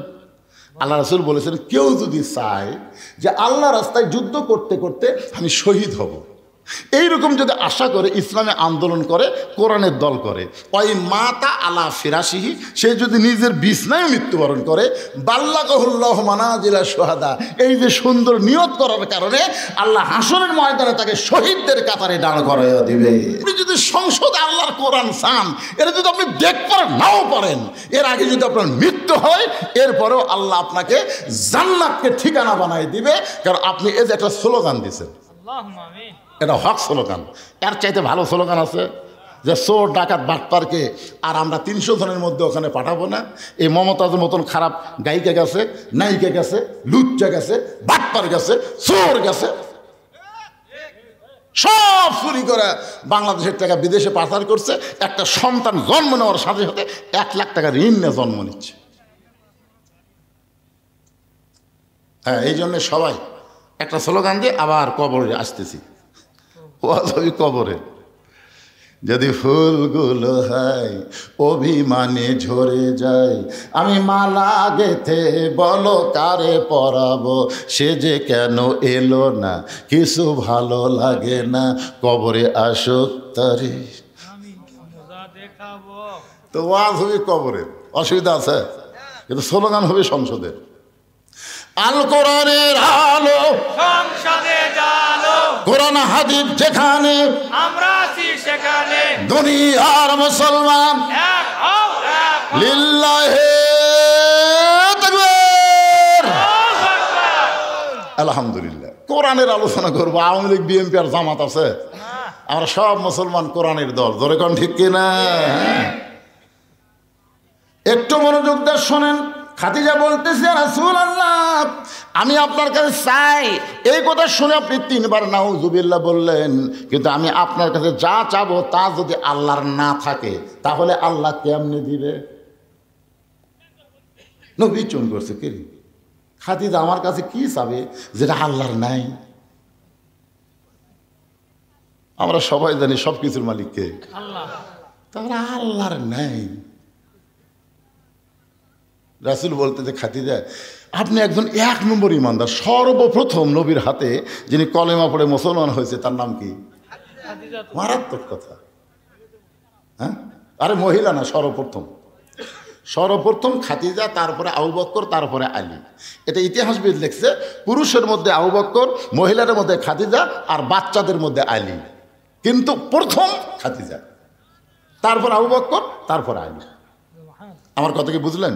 এটা আপনার লেখবার গেলে কি, সর্বপ্রথম খাদিজা, মহিলাদের মধ্যে সর্বপ্রথম পুরুষ আবু বকর, সর্বপ্রথম বাচ্চা আলী। কারণ খাদিজা যখন ঈমান গ্রহণ করছে তখন খাদিজার বয়স ছিল 55 বছর। কয় বছর? আর আবু বকর রাদিয়াল্লাহু যখন ঈমান গ্রহণ করছে তখন তার বয়স ছিল 37 বছর। আর হযরত আলী যখন ঈমান গ্রহণ করছে তখন তার বয়স ছিল 7 বছর 9 মাস। এখন আপনাদের কাছে যেটা বুঝতে পারতেছি সেটা হলো, আপনারা বলেন তো, বাংলাদেশে কোনো পীরের বউ ওই পীরের মুরিদ আছে? কেন নাই? কারণ বউ জানে আমার পীর সাহেব মাঝে মধ্যেই মুরিদের বইয়ের দিকে চোখ মারে, 1 নম্বর লুচ্ছে। বাংলাদেশে কোনো ডাক্তারের বইয়ের সিদার লাগে না, বাংলাদেশের কোনো মৌলবীর বাড়িতে মিলাতে হয় না। ধরে কোন কথা ঠিক না? এই 3টা জিনিস আপনারা খেয়াল করবেন। হ্যাঁ, কিন্তু সর্বপ্রথম নবীর বিবি নবীকে বলে নবী বলে স্বীকার করেছে। এখান থেকে বোঝা গেল পীর ধরা চলবি না, মৌলবি ধরা চলবি না, হুজুর ধরা চলবি না, ধরা লাগবে একমাত্র আমাদের নবীকে। ধরে কোন কথা ঠিক কিনা? উপায় নাই রে, উপায় নাই রে, উপায় নাই, নবী বিনে আল্লাহ পাওয়ার উপায় নাই। সবাই বলেন উপায় নাই রে, উপায় নাই রে, উপায় নাই, নবী বিনে আল্লাহ পাওয়ার উপায় নাই। দেখেন কোরআনে আয়াতটা দেখেন, আতিউল্লাহ ওয়া আতুর রাসূল ওয়া আতিউ কিন্তু নাই, ও আতিও নাই, কিন্তু ও উলিল আমরি মিনকুম। আপনার বলেন তো, এই 2 জায়গাতে আতিও থাকলো, আতিউল্লাহ ও আতিউর রাসূল, কিন্তু শেষকারে এখানে ও আতিও আল্লাহ বাদ দিল কেন? এখানে আল্লাহ কেন বললেন ও উলিল আমরি মিনকুম? নিঃসন্দেহে আল্লাহর হুকুম মানতে গেলে নিঃসন্দেহে নবীকেই শুধু গ্রহণ করা যাবে। নবী ছাড়া অন্য কাউকে নিঃসন্দেহে গ্রহণ করার উপায়। এই জন্য আল্লাহ বললেন উলিল আমরি মিনকুম। আমরা উলিল আমরকে মানবো কতক্ষণ? উলিল আমর নবীর তরিকার মধ্যে থাকবে যতক্ষণ। জোরে কোন কথা ঠিক কিনা? নবীর তরিকা বাদ দেয়, নিজে একটা তরিকা বানালো কাদরিয়া, নিজে একটা তরিকা বানালো চিশতিয়া, নিজে একটা তরিকা বানালো মোজাদ্দে দিয়ে, নিজে একটা তরিকা বানালো নকশাবন দিয়া। তার মানে বোঝা গেল নবীর তরিকা বাদ দিয়ে নিজে কেউ যদি তরিকা বানায় ওই তরিকা মানা যাবে না। কেবলমাত্র আল্লাহর হুকুম নবীর তরিকা মোতাবেক আমাদের চলা লাগবে। ধরে কোন ঠিক কি না? আমার কথাকে বুঝবার পারছেন? আমরা ইমাম মানবো, ইমাম আপনি মানবেন না? একতে যেহেতু বেহাদাল ইমাম কসেন মানবেন না? কতক্ষণ? খালি নামাজ নয়, ইমাম যদি নামাজের 4 রাকাতের মধ্যে 3 রাকাত বসে মানবেন? মানবেন? টাইটেল বাস দাওরা ফাঁস এতদিন 4 রাকাত পড়াছে, আজকে 3 রাকাত বসেছে, আমরা বসে থাকি রে। তার মানে বোঝা গেল ইমাম মানব ততক্ষণ নবীর তরিকার উপর আছে যতক্ষণ। ধরে কোন কথা ঠিক না? নেতা মানব ততক্ষণ নবীর তরিকা মোতাবেক নেতা আছে যতক্ষণ। পীর মারব ততক্ষণ নবীর তরিকা মোতাবেক পীর সাহেব আছে যতক্ষণ। ধরে কোন কথা ঠিক না? আমার কথা কি বুঝবার পারলেন? হ্যাঁ, চিন্তা করছেন? ওমর ফারুক কেবল খুতবা দিচ্ছে, বাংলাদেশের মতন 96টা দেশের খলিফা, ইয়ার কি না? বাংলাদেশের মতো কয়টা? 96টা দেশের খলিফা খুতবা দিচ্ছেন। খুতবা মানে ওয়াজ করতেছে। মাঝখান থেকে এক সাহাবী দাঁড়িয়ে বলতেছে, আমির আল মুমিনিন আপনার খুতবা আমরা শুনবো না। ওমর ফারুক বললেন, আমার অপরাধ কি? বলে আপনার অপরাধ হলো আমাদেরকে খাটো পাঞ্জাবি দিয়ে আপনি লম্বা জুব্বা গাউত দিয়ে খুতবা দিচ্ছেন। আমাদেরকে খাটো দিবেন আর আপনি লম্বা জুব্বা করবেন। যতক্ষণ পর্যন্ত লম্বা জুব্বা কোথায় পেলেন এটা না বলা পর্যন্ত আপনার খুতবা শুনবো না। ওর চোখ দিয়ে পানি পড়তেছে আর মুখটা খালি মুচকি মুচকি হাসতেছে। চোখ দিয়ে পানি পড়তেছে আর মুখটা মুচকি মুচকি হাসার কারণ কি জানেন? যে আল্লাহ তোমার কোরআন দিয়ে যখন দুনিয়া চলবে তখন নেতা ভুল করলেও সাধারণ মুসল্লি পর্যন্ত লোকমা দিবার পারবে। ধরে কোন কথা ঠিক কিনা? আপনারা বলেন তো 15.5 বছর কোনো লোকমা দিবার পারছেন? হ্যাঁ, আমি খালি শেরপুর গুয়াহাটি আপনাকে এমপি যেটা ছিল শালা চোর পুলিশ, চোরোজা পুলিশ হতে। আমার ওয়া শোনেন আপনারা? চোরোজা পুলিশ হতে, চোর চুরি করার পুলিশ। এই শালা এসপি যতদিন আসলো, আমি হঠাৎ গুয়াহাটির মধ্যে বলেছি যে প্রধান বক্তার মুখত দাড়ি লাগে আর প্রধান অতিথির মুখত দাড়ি থাকলে ভালো হয় না। এই কথা কি খারাপ কইছে? একের শালা এমন গরম হলো, এটা কিন্তু লোক মানা। আমি একটা ভালো কথা কইছি আর গরম হয়ে কয় ধনুর শেরপুর হারাম, আমার জন্য বলে হারাম। এরে শালা আজ তুই কুটি আর আমি কুটি রে।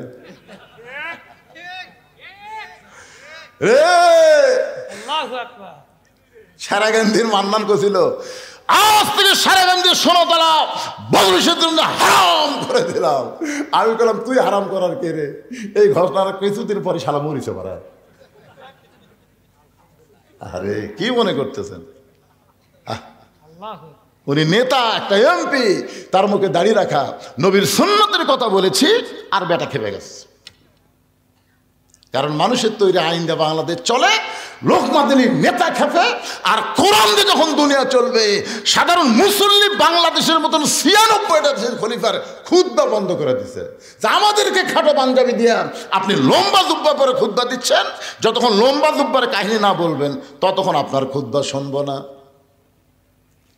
ওমর ফারুকের চোখ দিয়ে দর দর করে পানি পড়তেছে। এমন সময় 30 পারা কোরআনের হাফেজ, 6 লক্ষ হাদিসের হাফেজ, নাম হলো আব্দুল্লাহ ইবনে ওমর। সুবহানাল্লাহ। দেখছেন নেতার বেটা যোগ্যতা? দেখছেন নেতার বেটা 30 পারা কোরআনের হাফেজ, 6 লক্ষ হাদিসের হাফেজ। আর হামাকের এমপির বেটার খবর কি? এই আমাদের প্রধানমন্ত্রীর বেটা খ্রিস্টান মহিলা বিয়ে করছে, দেখছেন? আরে কি মনে করছেন? চিন্তা করে দেখেন, বাংলাদেশের মতন 96টা দেশের খলিফা হযরত ওমর, যাকে বলা হয় অর্ধ পৃথিবীর খলিফা, ধরে কোন ঠিক কিনা? তার ছেলে 30 পারা কোরআনের হাফেজ, 6 লক্ষ হাদিসের হাফেজ। বাবার পাশে দাঁড়ায় বলতেছে, রে নবীর সাহাবীরা, তোমরা খাটো পাঞ্জাবি হলেও তো নতুন কাপড় পরে নামাজ পড়তে এসেছ। আমার পরনে লক্ষ্য করে দেখো, আমার পরনে কিন্তু নতুন কোনো কাপড় নাই। ওসমান গনি বলতেছে, আব্দুল্লাহ আজকে জুমার দিনে নতুন কাপড় না পরে তুমি পুরাতন কাপড় পরছো কেন? আব্দুল্লাহ বলতেছে, আমি যদি নতুন কাপড় আজকে পরতাম তাহলে আমার বাবার জুব্বা লম্বা হতো না। কি বুঝলেন? আমি যদি আজকে নতুন কাপড় পরতাম তাহলে আমার বাবার জুব্বা লম্বা হতো না। রে নবীর সাহাবীরা শোনো, তোমরা সবাই যখন ঘুমায় থাকো, এমন সময় আমার বাবা ঘুমায় না।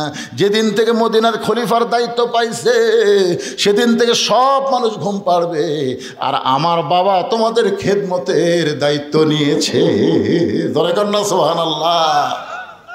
আর এখনকার নেতারা মোবাইল বন্ধ করে ঘুম পাড়ে। ভোটের আগে এসে কয় গরিবের বন্ধু, সমাজসেবক, জনদরদি, যেই শালা নেতা হয়ে গেছে ওর মোবাইল আর চালু নাই। দুনিয়ার সবাই যখন ঘুম পাড়ে, ওমর ফারুক সুরের মতন মদিনার অলি গলি ঘুরে বেড়ায়। হঠাৎ হযরত ওমর দেখতেছে একটা তাঁবু টাঙ্গানো, তাঁবুর বাইরে একটা পুরুষ মানুষ খালি দৌড়াদৌড়ি করতেছে। একবার ডানে যায়, একবার বামে যায়, একবার উত্তরে যায়, একবার দক্ষিণে যায়। ওমর ফারুক লোকটার কাছে গিয়ে সালাম দিয়ে বললেন, ভাইজান, এই যে অস্থির হয়ে আপনি দৌড়াদৌড়ি করতেছেন, আপনার কারণ কি? আসসালামু আলাইকুম ভাইজান। আপনি অস্থির হয়ে দৌড়াদৌড়ি করতেছেন, এর কারণ কি? আসসালামু আলাইকুম ভাইজান। আপনি অস্থির হয়ে দৌড়াদৌড়ি করতেছেন, এর কারণ কি? কয়বার সালাম দিছে লোকটা? এই মিয়া, তাহলে বারবার সালাম দিস মিয়া? তুই আমাকে চিনিস? আমার বাড়ি হলো অমুক এলাকায়, আমার শ্বশুরের বাড়ি হচ্ছে অমুক এলাকায়। আমি গর্ভবতী বউ নিয়ে রাতের বেলা বার হয়েছি, এই জায়গায় এসে আমার বউয়ের প্রসব ব্যথা শুরু হয়েছে। এখন তাঁবুর মধ্যে আমার বউ থুয়ে আমি বাহির অস্থির হয়ে ঘুরতেছি, কি করবো আমি, কি করবো? আর মারি খেলে সমানে খেলে সালাম দেশ। ওর ঘর বললেন, ভাইজান, ভাইজান একটু ধৈর্য ধরেন, আমার বাড়িতে ভালো একটা ধাত্রী আছে ভাই। লোকটা ভাই কে রে, এত খারাপ ব্যবহার করলাম, তারপরে বলে আমার বাড়ির ভালো একটা ধাত্রী আছে। এক দৌড়ে বাড়ির দরজা, আব্দুল্লাহর মা,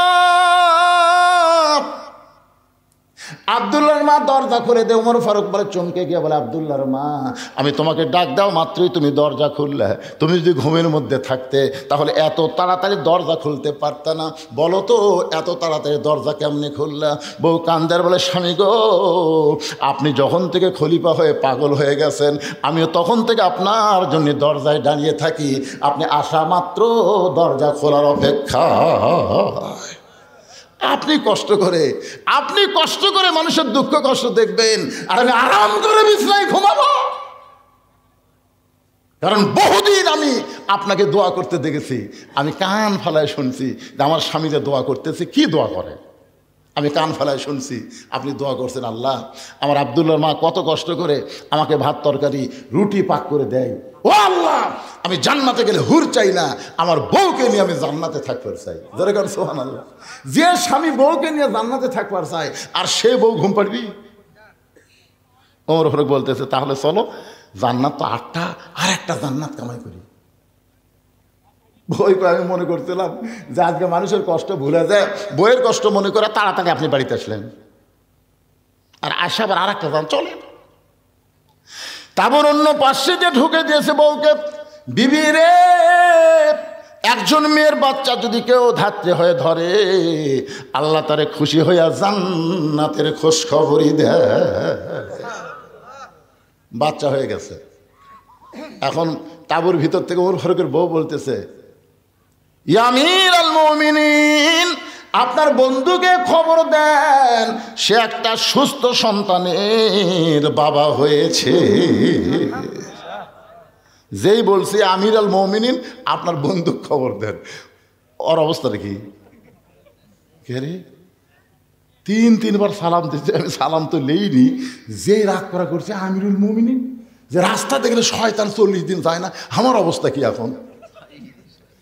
2 হাত থরথর করে কাঁপতেছে, আমি ভুল করেছি, বেয়াদবি করেছি।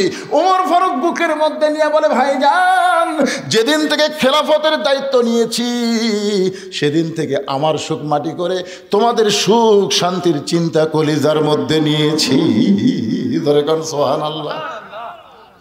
রে দুনিয়ার সাহাবীরা শোনো, তোমরা সবাই যখন ঘুমায় যাও, আমার বাবা তখন ঘুমায় না। আমার বাবা চুপি চুপি আমার দরজায় গিয়ে বলে, আব্দুল্লাহ, ও আব্দুল্লাহ একটু দরজা খোল। আমি দরজা খুলে তাকায় দেখি বাবার হাতে একটা পাঞ্জাবি। আমি বললাম, বাবা এই গভীর রাতে আপনি আর একটা পাঞ্জাবি দিয়ে বেড়াইছেন, বাইতুল মাল থেকে আমি একটা পাইছি বাবা, নতুন করে আর একটা দিয়ে বেড়াইছেন। সঙ্গে সঙ্গে ওমর ফারুক বললেন, ইন্নাল্লাহা ইয়ামুরুকুম আন তুআদ্দুল আমানাতি ইলা আহলিহা ওয়া ইযা হাকামতুম বাইনান নাস আন তাহকুমু বিল আদল। আব্দুল্লাহ রে, তোরা আর একটা পাঞ্জাবি দিবার আসিনি বাবা, এই পাঞ্জাবিটা আমার ভাগে পড়েছে, এইটা পরলে আমার হাঁটু পর্যন্ত ঢাকে না। এখন বললে আব্দুল্লাহ, আমি এত খাটো পাঞ্জাবি পরে যদি ইমামতি করবার যাই তাহলে কেমন লাগে?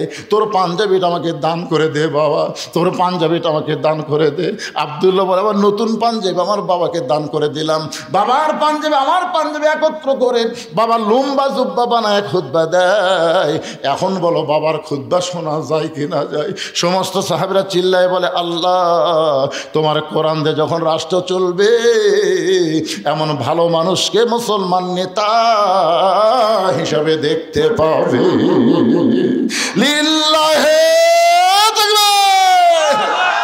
তোমার কোরআন দিয়ে যখন রাষ্ট্র চলবে, এমন ভালো মানুষকে মুসলমান নেতা হিসাবে দেখতে পাবে। মানুষের তৈরি আইন দিয়া, ডক্টর কামালের সংবিধান দিয়া এই বাংলাদেশ কোনোদিন শান্তিময় হতে পারে না। বাংলার যদি শান্তি চায়, আল্লাহর কোরআনের বিকল্প কোনো রাস্তা নাই। আল কোরআনের আলো সংসদে জালো। এটা কি রাজনীতি? না। আল্লাহ।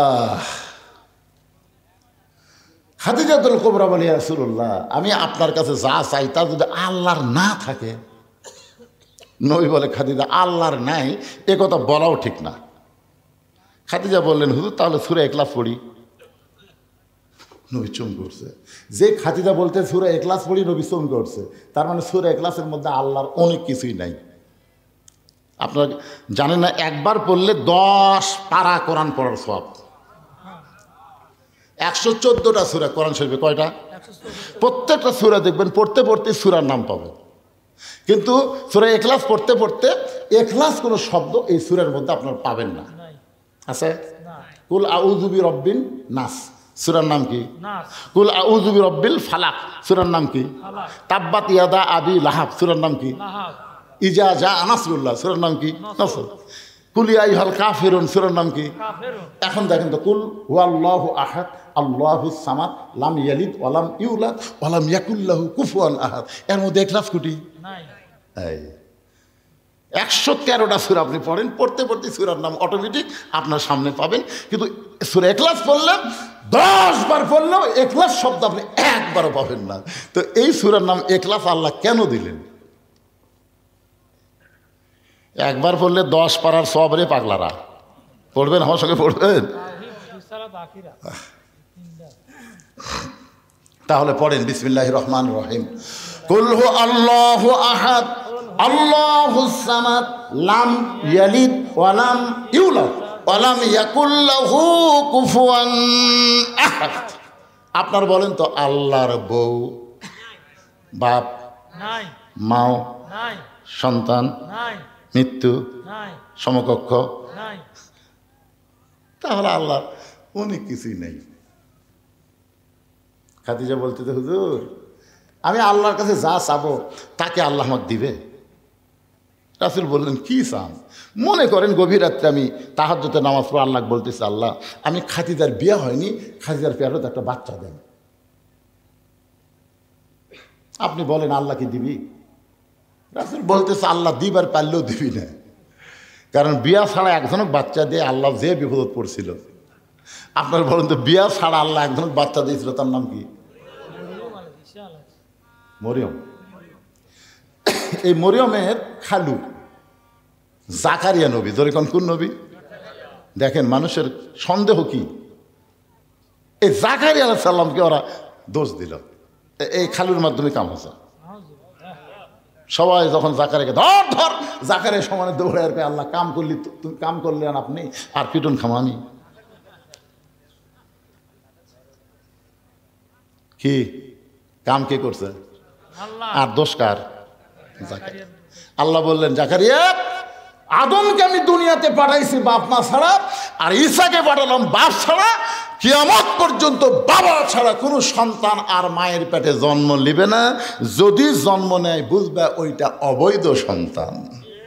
আপনারা বলেন তো, বাবা ছাড়া কোনো সন্তান এটা কি বৈধ না অবৈধ? তাহলে ভোট ছাড়া তারা এমপি, এরা বৈধ না অবৈধ?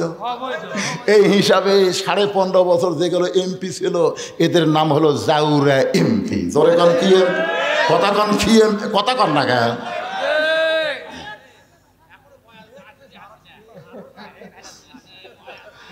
এই আজকের হেডলাইন দেবার জাউরা এমপি।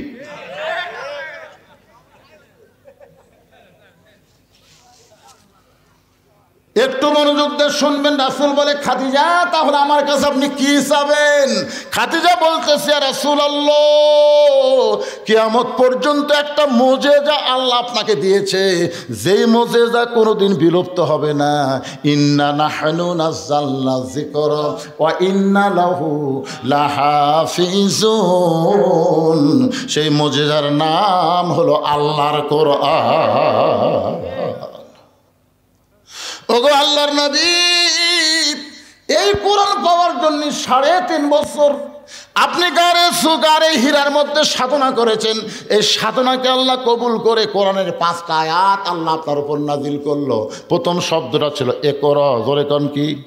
ইকরা বিইসমি রাব্বিকাল্লাযী খালাক খালাকাল ইনসানা মিন আলাক।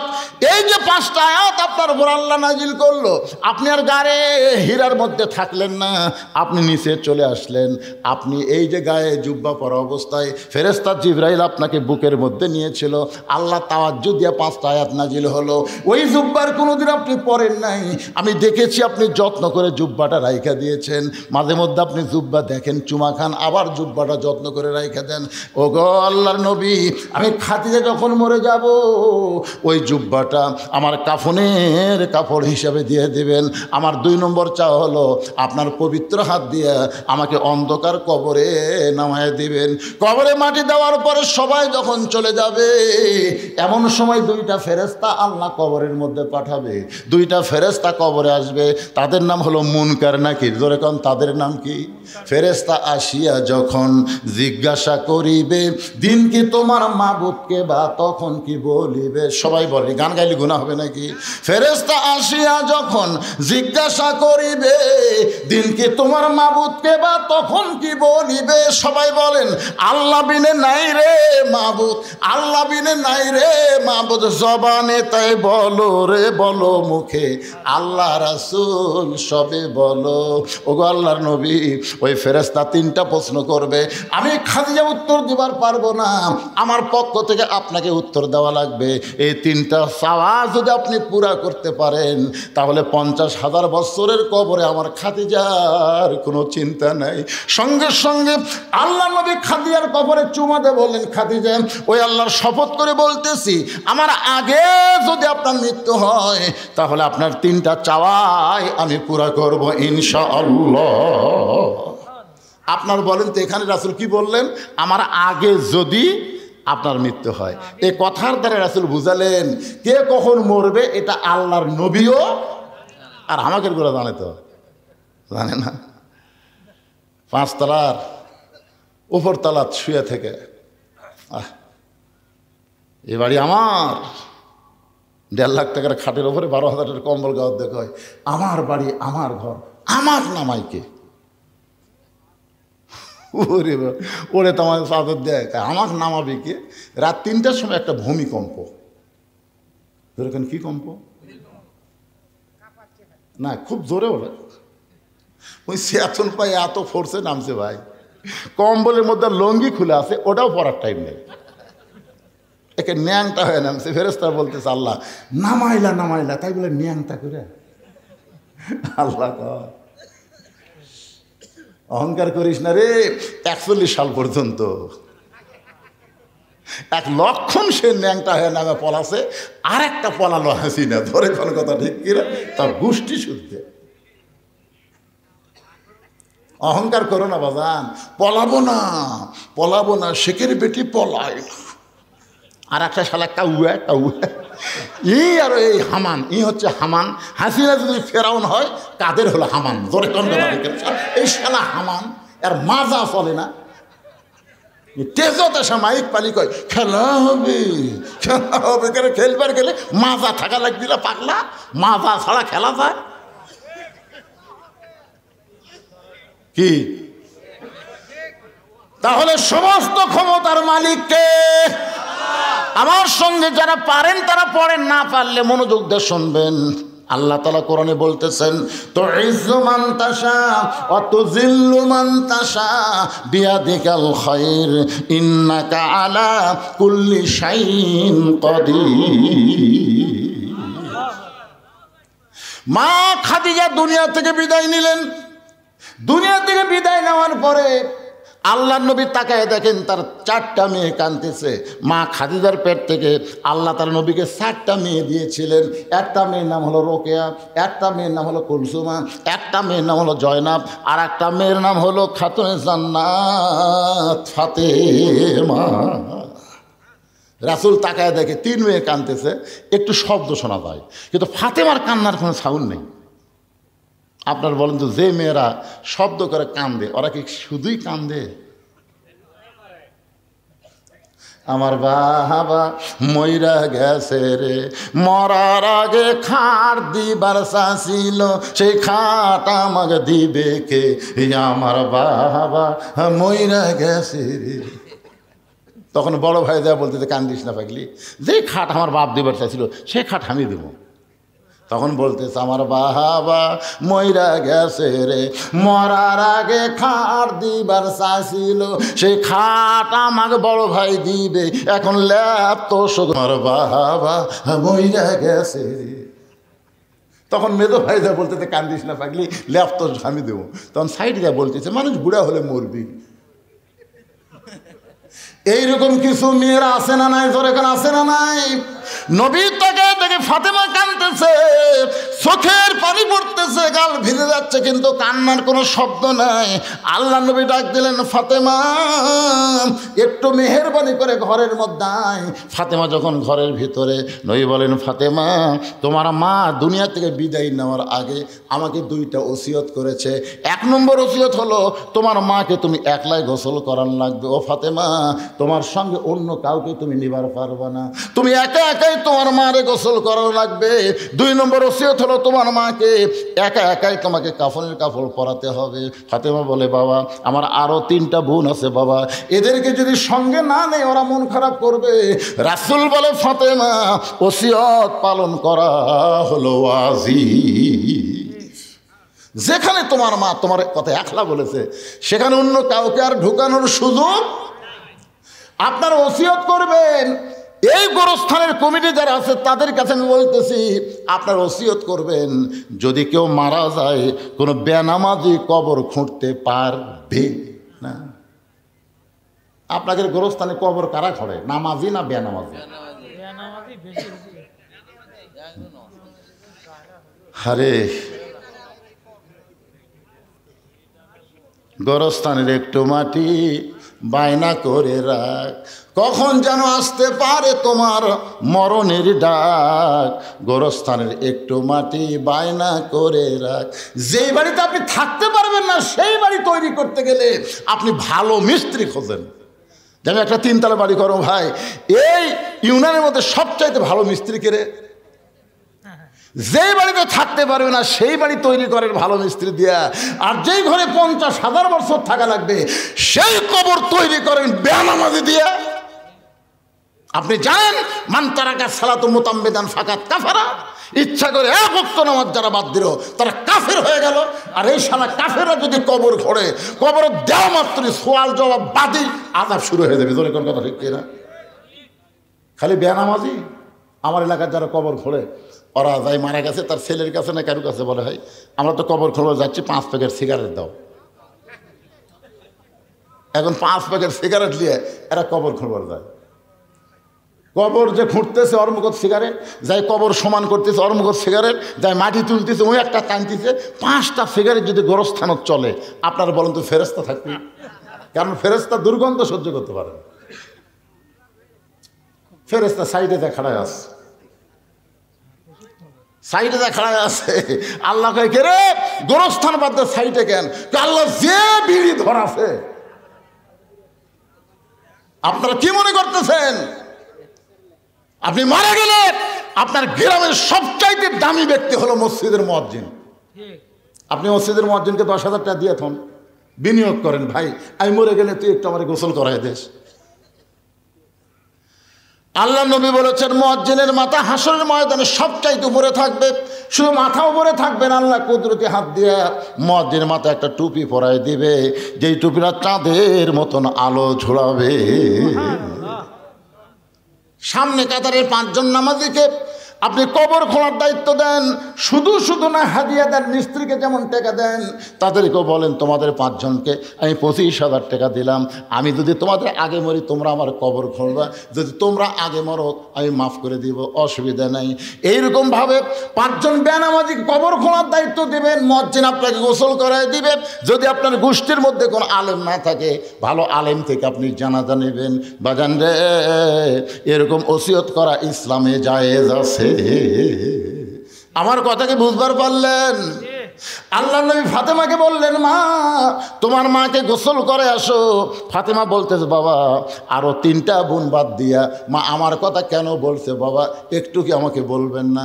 রাসূল বলে, ফাতেমা তোমার মাকে আল্লাহ তাআলা এই দুনিয়াতে 1 নম্বর জান্নাতি ঘোষণা করেছে, আর তোমাকে আল্লাহ তাআলা জান্নাতি নারীদের নেত্রী ঘোষণা করেছে। সেদিন থেকে তোমার মা আমার কাছে বলেছে, আমার যেই মেয়েটা জান্নাতি নারীদের নেত্রী হবে, ওই মেয়েটা যদি আমাকে গোসল করায় দেয়, আমার মনে হয় ওই গোসলের ভিতরে আল্লাহ আমার শরীরের মধ্যে রহমত বরকত দিয়া দিবে। মা ফাতেমা খাদিজাকে গোসল করায় দিয়ে আল্লাহ নবীর কাছে এসে বলতেছে, বাবা মাকে যখন একলা একলাই কাফনের কাপড় পরার লাগবে, তাহলে কাফনের কাপড় কোথায় আপনি ব্যবস্থা করেন? সঙ্গে সঙ্গে নবী আমার ওই জুব্বা টেনে বের করে ফাতেমার হাতে দিয়ে বলে, মা এই জুব্বাটা তোমার মাকে কাফনের কাপড় পরায় দাও। ফাতেমা শুধু কান্দে আর কান্দে। রাসূল বলে, ফাতেমা কান্দার কারণ? বলে, বাবা আমি মায়ের মুখে শুনেছি আমার মা যখন মক্কার সবচাইতে ধনবতী রমণী ছিল, আপনি তখন মায়ের বাড়িতে রাখালি চাকরি করতেন, আপনি কি রাখাল মুক্ত করে আমার মা স্বামী বানাইছে। মক্কার সবচাইতে ধনবতী রমণীকে বিয়ে করার পরে আজকে আমার মা মরে গেল, আর মায়ের জন্য মক্কার দোকানে কি নতুন কোনো কাপড় নাই? কোনো নতুন কাপড় না দিয়ে এই পুরাতন জুব্বা দিচ্ছেন বাবা, মরার সঙ্গে সঙ্গে আমার মায়ের কথাকে আপনি ভুলে গেলেন। রাসূল কান্দায় বলে, ফাতেমা এই জুব্বা আমি তোর মাকে দিচ্ছি না মা, তোমার মা আমার কাছে চাইছে। ফাতেমা বলে, বাবা এই পুরাতন জুব্বা চাওয়ার পিছনে মায়ের কারণ কি? আল্লাহ নবী বললেন, ফাতেমা এই জুব্বা সাধারণ কোনো জুব্বা নয়, এই জুব্বার সঙ্গে আল্লাহর কোরআনের সম্পর্ক রয়েছে। এখন আপনারা বলেন, আল্লাহর কোরআনের সম্পর্ক যার সঙ্গে থাকে তার দাম বাড়ে না কমে? আল্লাহর কোরআনের আইনকে গ্রহণ করে এই অন্ধকার কবরে যদি যাবার পারেন, আল কোরআনের আলো খালি সংসদে চালো না, আল কোরআনের আমলটা আপনার অন্ধকার কবরেও আলো দেবে। ধরে কোন কথা ঠিক কিনা? ওয়ানুনাজ্জিলু মিনাল কোরআনি মা হুয়া শিফাউ ওয়া রাহমাতুল লিল মুমিনিন। আল্লাহু আকবার। এখন আপনারা বলেন, এই যে গোরস্থান, এই গোরস্থান কোরআনের মধ্যে আছে না নাই? আর একটা আয়াত আমি পড়ে আপনাদের সামনে, এখানে কি হয়েছে শুরু হলো, মিনহা খালাকনাকুম অফিহা নুইদুকুম অমিনহা নুখরিজুকুম তারাতান উখরা। আল্লাহর এই কোরআনের সঙ্গে সম্পর্ক রাখতে গিয়ে আমি ভাদার পশ্চিম পাড়া, যারা এখানে বসে আছেন, এই ভাদার পশ্চিম পাড়ার কারা একটু হাত তোলেন তো ভাই, যারা ভাদার এই পশ্চিম পাড়া এই গোরস্থানকে উন্নয়ন করার জন্য যারা চেষ্টা করতেছে, তারা কারা কারা ভাই একটু হাত তোলেন তো দেখি। এখানে না থাকার পিছনে 2টা কারণ। ভাদার পশ্চিম পাড়ার লোকেরা না থাকার পিছনে কয় কারণ? 2 কারণ। 1 নম্বর কারণ হলো, তারা যদি এখানে আসে বসে তাহলে আপনাকে জায়গা হবে না, এরা প্যান্ডেল করছে ছোট, এই জন্য আপনাকে বসবার দিবেছে, ওরা বাইরে আছে। আর 2 নম্বর কারণ হলো, মাহফিলের মোনাজাতের শেষে আপনাকে ভাত তরকারি আছে। দেখছেন, একজন মাশাআল্লাহ করলো, কেন আপনারা খাবেন না? আমিও খাওয়ার নিয়ত করছি। আমি বলছি, ভাই অনেক দিন হলে বেশি লোকের মাছ ঘাটি আমি খাইনি ভাই। তো জেল হক কোথায় সেটা? জেল হক সাহেব বলছিলাম জেল হক কোনটি বাবা? তা আপনি ওই জায়গায় বসে আছেন কি জন্য? এখন আপনি কি এটি বিজ্ঞাপনের উপরে নাম দিতে সহজ হবে শ্রোতা আছে তো। না? এই গোরস্থানের জন্য আপনাকে 10,000 টাকা দেওয়া লাগে, কারণ তলে থাকেন, অসুবিধা নেই। 10,000 টাকা দেন, কি করছেন বাদান? 10,000 পারবেন না? পারবেন না? 10,000 তা আপনি কত দিবেন? না পরে নয়, শুরু হয়ে গেল তো। আপনাকে দিয়ে শুরু, তলে বসে আছেন। জীবনে আমার ওয়াজের 42 বছরের জীবনে দেখিনি যে সভাপতি সাহেব তলে বসে থাকে।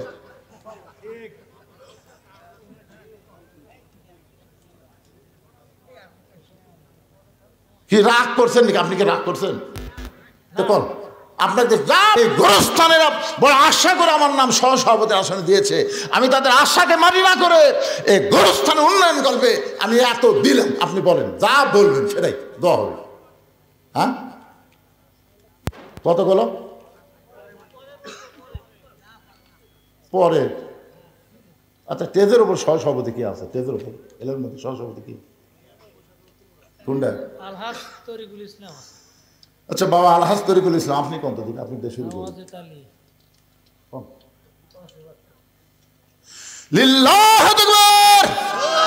আলহাজ তরিকুল ইসলাম 5,000 টাকা ধরে বলেন মারহাবা। আচ্ছা আপনার বাপ মা কি বেঁচে আছে না মারা গেছে? আল্লাহ মায়ের কবরকে জান্নাতের টুকরা বানায় দেয়, বাবাকে পরিপূর্ণ সুস্থতা সহকারে হায়াত তাইয়্যিবা দান করুক, ধরে কোন আমিন। কোথায়? ডাঁটের বাবা রে। আরে গত বছর 25শে ডিসেম্বরে আমার মা মারা গেছে, আর 18 সালে আমার বাবা মারা গেছে। আমি আপনাদের পাশে একটা মাহফিল এসে বলছিলাম না যে আমি এখান থেকে হয়তো বাড়িতে গিয়ে আমার মাকে আর দেখা। আরে বাবার মতন আপন বন্ধু নাই রে দুনিয়ায়, নিজে না খাইয়া বাবা, নিজে না খাইয়া বাবা সন্তানকে খাওয়ায়। বাবার মতন আপন বন্ধু নাই রে দুনিয়ায়। কি বলবো প্রসবের কথা, মা বিনে সেই ব্যথা কেউ তো বুঝিবে না। মাজন ঠেকিয়া সন্তানের দায়, ওয়াকালে মা মারা যায়, কেন সে মায়ের দোয়া করবানা। এমন দরদি ভবে কেউ হবে না আমার মা, মা গো। সহসভাপতি 3 জন, তার মধ্যে একটা পাওয়া গেল। আর একটা সহসভাপতি এখানে আছেন? আপনি কোন? আপনি কোন? খুশি হয়ে কোন? বেশি বেশি কোন? সামনে আর পিছনে দেখা হলো।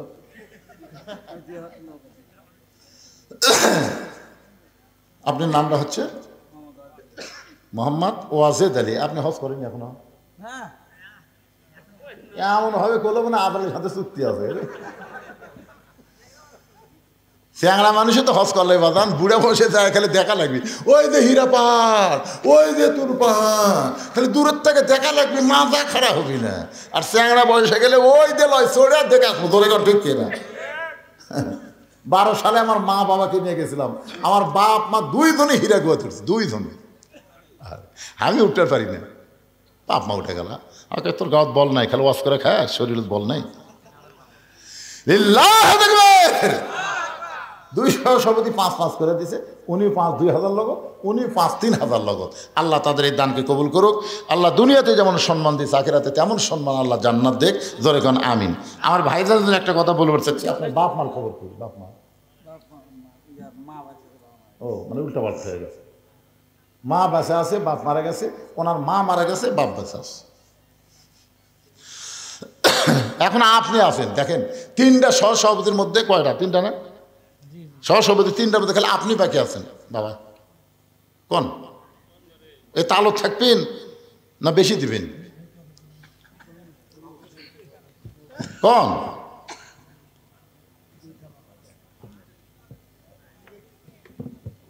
হ্যাঁ,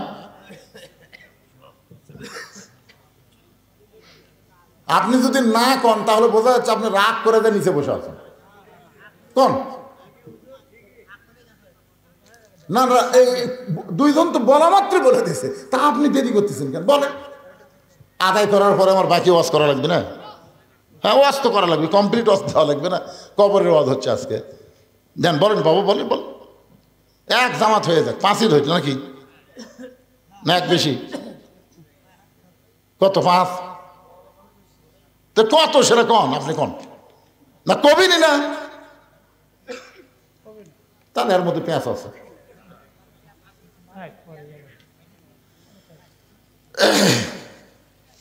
সভাপতি কে? আপনার বাম পাশে আপনি বিশিষ্ট ব্যবসায়ী। কোন 3 জনের আপনি একলাই দেন কি?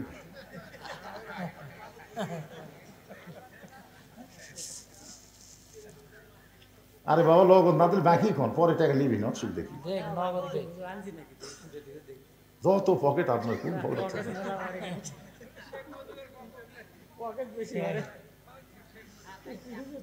আজকের মাহফিলের প্রধান অতিথি গেছে উনি আছে কাজী রকুনুজ্জামান ভাই।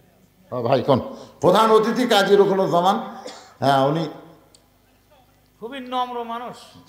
এর আগে বহুবার দেখছি, দেখছেন? তো দেখো না, নতুন দেখা। আপনার এলাকার কোন লোক আমি দেখিনি। কত দিলেন? আর স্যার আরো চান নেবেন? ওটা তো নগদ হয় না তো।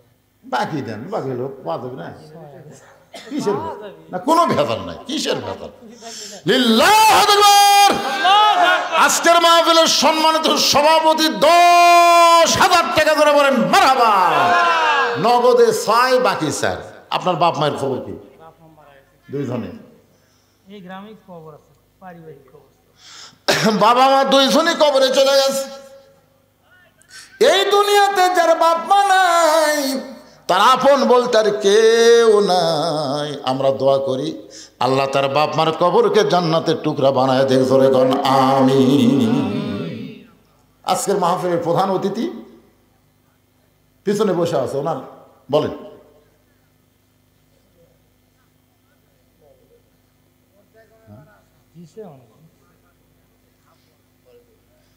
না দিছে যখন, তার বললে কি অসুবিধা কি? 5,000 টাকা দিছে নগদ। আর বাকি আর একটু দাবি আছে 5,000, মানে 10। 10 হলে একটু ভালো হয়। প্রধান অতিথি তো। হ্যাঁ, প্রধান অতিথি সবচেয়ে উপরে। 10 হলে ভালো হয়। 5,000 দিছে, আর 5 দিবি। কি দিবেন না ভাই? কোন ইনশাল্লাহ? কোন ইনশাআল্লাহ। 10,000 টাকা প্রধান অতিথি, জোরে কোন মারহাবা। এখন এই যে বিশেষ অতিথি, এগুলোর নাম আমি দেখতে পাচ্ছি না, চশমা ছাড়া কামও হচ্ছে না, এগুলো আমি বলবো না।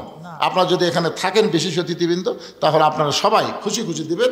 আপনাদের মধ্যে যারা আছেন এই গোরস্থানে উন্নয়ন কল্পে ভাইজান, কার কতটুকু মন কান্দে কবরের জন্যে, একটু মহব্বত করে আপনারা বলেন, হুজুর আমি 1 মণ ধান দেবো, আমি 1,000 টাকা দেবো, এখন পারলাম না, পরে দেবো 2 মণ আলু।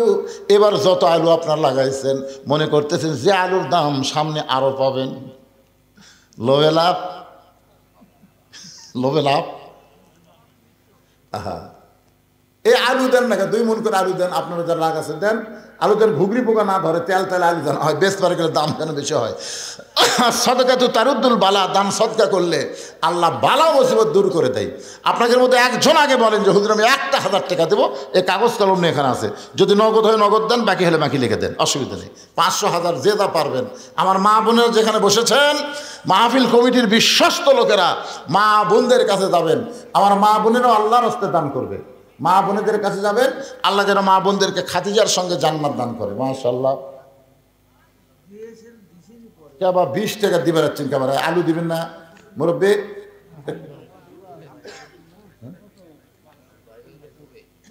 আচ্ছা ঠিক আছে, আপনাদের গ্রামের লোকজনই নাই যে। কি নাম? এই গোরস্থানে তার মা শুয়ে আছে, মায়ের রোহের মাগফিরাতে 500 নগদ, 500 বাকি। আলু লাগাচ্ছেন না বাজান? আলু লাগাচ্ছেন না? না, আপনারা যদি বাড়া না দেন তো কয় শতকের ওপর কবর আছে? তো 900 কল ফুরাতে কয়দিন লাগবে? জায়গা কেনা লাগবে, প্রাচীর হচ্ছে নাকি? প্রাচীর হচ্ছে কোরআন শরীফের উপর কিছু থাওয়া যাবে না, টাকা এর উপর থাওয়া যাবে না।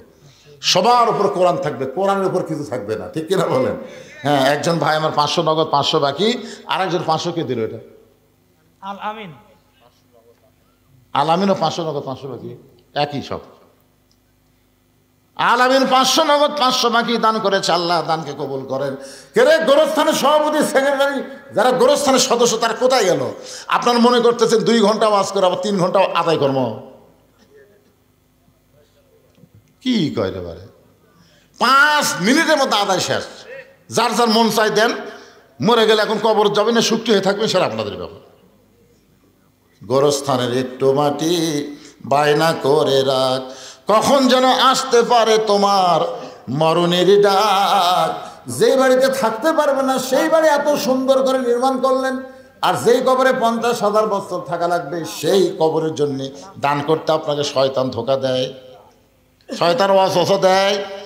এই গামছা নিয়ে ভিতরে নামো, রুমাল নিয়ে ভিতরে নামো, যিনি যা পারবে আল্লাহর রাস্তায় দান করবেন। 10, 20, 50, 100 মনে করবেন এটাই আপনার জীবনের শেষ দান।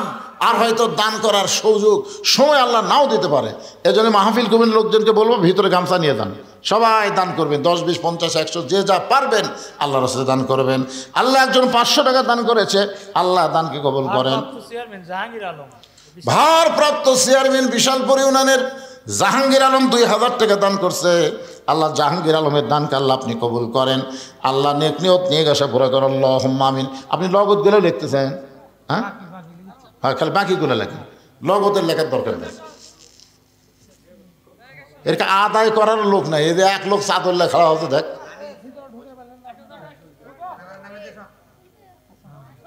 আব্দুল জলিল। আব্দুল জলিল কি দিচ্ছে? আব্দুল জলিল বাকি হোক লগত হোক দিচ্ছে তো। আব্দুল জলিল 1500 টাকা বাকিতে করছে দান। আব্দুল জলিলের দানকে আল্লাহ আপনি কবুল করেন। আল্লাহ নেক নিয়ত নিয়ে আসা পরে আল্লাহুম্মা আমিন। এই যে 500 টাকা কে দিয়ে গেল? 500, এই 500 কে দিয়ে দৌড় দিল? এই গ্রামে বাড়ি পাবনাপাড়া থেকে আব্দুল সালাম 500 টাকা দান করেছে। আব্দুল সালামের দানকে আল্লাহ আপনি কবুল করেন। শাহনগরের ওই স্যার, শাহনগর থেকে সে 500 টাকা দান করেছে, আল্লাহ তার দানকে কবুল করেন। আল্লাহুম্মা আমিন। আল্লাহর একজন বান্দা 500 টাকা দান করেছে, যে নিয়তে আল্লাহ নেক নিয়ত নিয়ে কবুল করেন। হ্যাঁ, মকসেদ আল্লাহ পাবনাপাড়া, পাবনাপাড়া সে এই গোরস্থান আপনি লয় আলাদা, তারপরে দান করতেছেন। মাশাআল্লাহ, পাবনা পাড়ার মুরব্বী আল্লাহ 200 টাকা দান করছে, আল্লাহ দানকে কবুল করেন। আল্লাহ নেক নিয়ত নিয়ে গেছে পরে আল্লাহুম্মা আমিন। এ দুনিয়া রবে না কো চিরকাল, একদিন ভাঙবে রে বাজার। এ বাজার ভাঙিয়া গেলে সদা না মিলিবে, কি হবে উপায় তোমার, একদিন ভাঙবে রে বাজার। আমরা সবাই কবরে দেবো ভাই, সবাইকে যেতে হবে, সবাইকে আমাদের মরাই লাগবে। জাত সাকারাতুল মাউত হাক্কুন। আল্লাহ কোরআনে বলেছেন সবচাইতে সত্য, যেটা হিন্দু, বৌদ্ধ, খ্রিস্টান, মুসলমান সবাই বিশ্বাস করে মরা লাগবেই। ধরে কোন ঠিক কিনা? আল্লাহ মানে না, কিন্তু মৃত্যুকে বিশ্বাস করে। মুকুন্দপুরের আমিনুর ভাই 500 টাকা দান করেছে। কয়েকদিন আগে তার বাবা মারা গেছে। এই দানের ওসিলায় বাবার কবর জান্নাতের টুকরা বানান। আল্লাহুম্মা আমিন। কোনটা সেটা? এটা কিসের মাস্টার?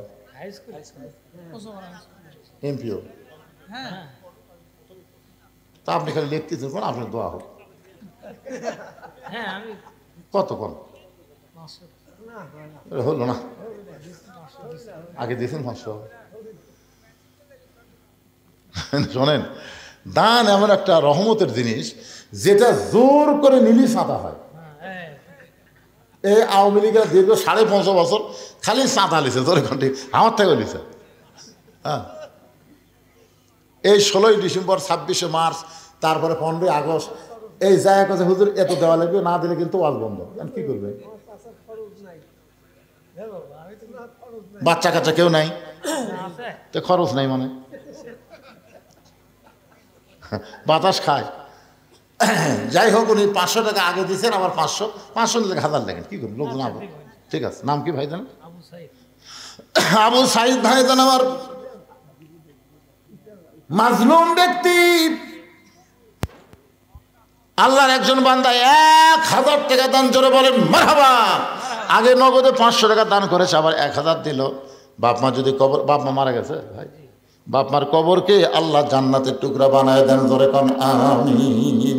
একটু জিকির করেন লা ইলাহা ইল্লাল্লাহ, লা ইলাহা ইল্লাল্লাহ, লা ইলাহা ইল্লাল্লাহু মুহাম্মাদুর রাসূলুল্লাহ। সকলে বলি সাল্লাল্লাহু আলাইহি ওয়াসাল্লাম। আল্লাহ রাসূল বললেন, ফাতেমা, এই জুব্বার সঙ্গে আল্লাহর কোরআনের সম্পর্ক আছে। এবার ফাতেমার জুব্বাখানা নিয়ে মাকে পরাতে গেলেন। মাকে পরাতে গেলেন নবী আমার পিছনে পিছনে, ফাতেমার সামনে সামনে। খাদিজার ঘরের মধ্যে ফাতেমা যেই মাত্র ঢুকলেন, সঙ্গে সঙ্গে আল্লাহর নবী দরজা বন্ধ করে দিলেন।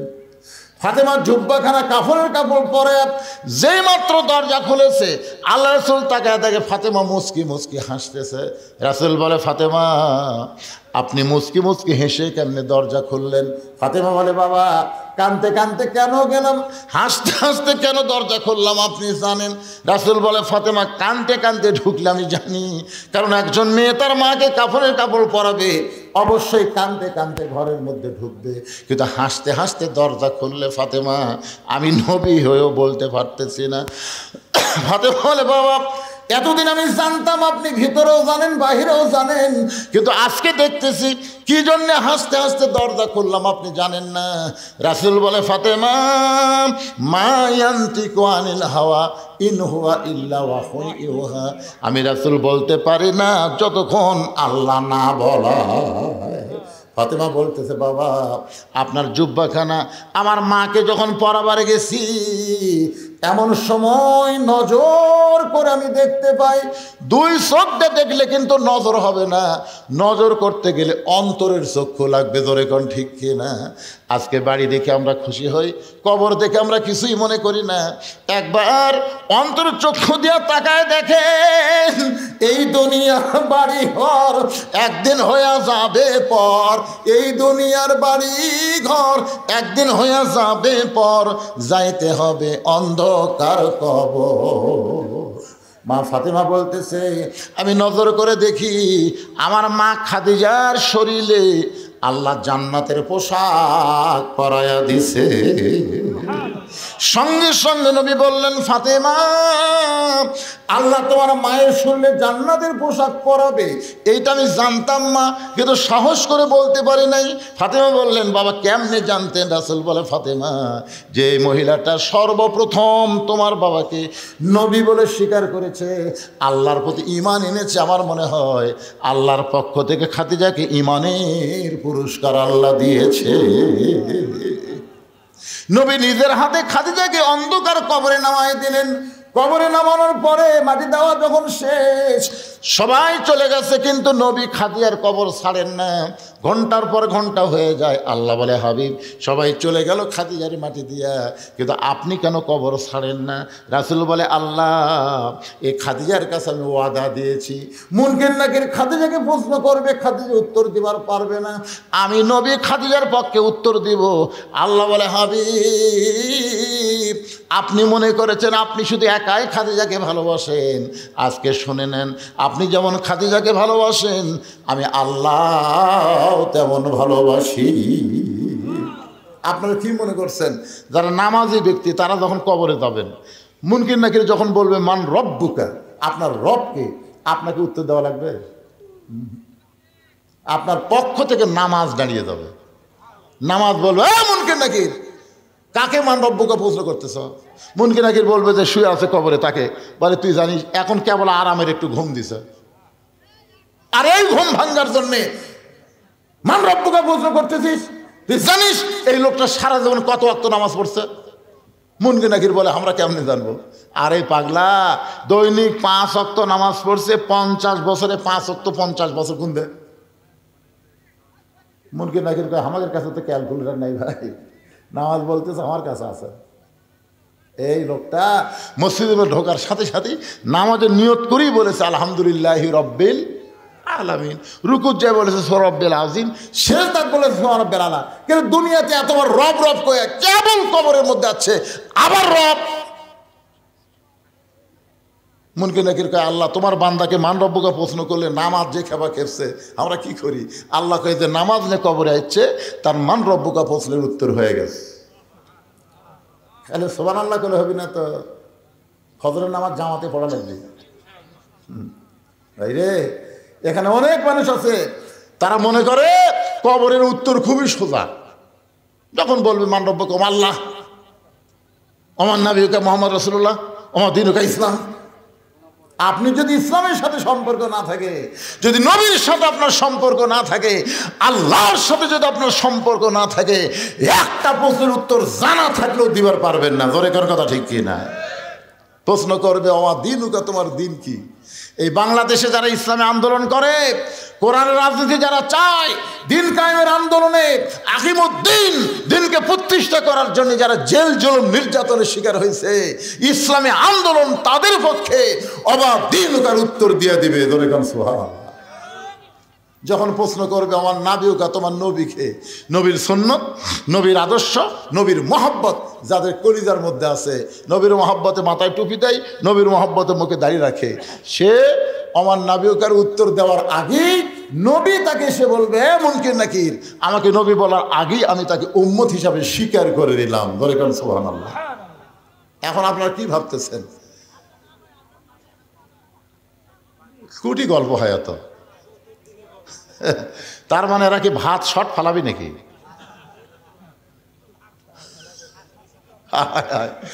ভিতরে যারা নাই, বাহিরে হইচই করে ভাত খাবার চায়। আল্লাহ ওয়াজ না শোনা যারা খাবি, এই খাওয়ার পরে কমপক্ষে 5 থেকে 1000 টাকা যেন ডাক্তারের দেওয়া লাগে নাকি? অযথা অযথা যারা খাবি। আপনি কি মনে করছেন খাওয়ার মাধ্যমে মানুষের শক্তি হয়, খাওয়ার মাধ্যমে মানুষের ডায়রিয়া হয়? জোরে করার কথা ঠিক কিনা? আল্লাহ আল্লাহ যারা আওয়াজ শুনতেছে না, অযথা খাওয়া দাওয়া করবি, এরকে যেন এই রোগটা দেওয়া আল্লাহ। খাওয়ার পরে যেন পেট ভুটভুট করে, খালি ঢুকবি আর বাড়াবার যেন না পারে, উঠপের সাথে আবার পেট কামড় উঠতেছে দেওয়ার একবারে 6 বার যদি পাতলা পায়খানা আর খাবি, শরম নাই, লজ্জা নাই। মুরগির তলে ডিম দিলে বাচ্চা হয় রে, মুরগির বাইরে ডিম থাকলে বাচ্চা হয় না, কাজিয়া হয়। সামিয়ানার তলে যারা, মুরগির নিচে উষুম পাশে তারা। ধরে কোন ঠিক কিনা? আর বাইরে যারা, কাজিয়া তারা। খা, জন্মের শেষ খাওয়া খা। কি চিল্লাচিল্লি দেখছেন? বাহিরে কি হয়? আর আছে খামিস কে?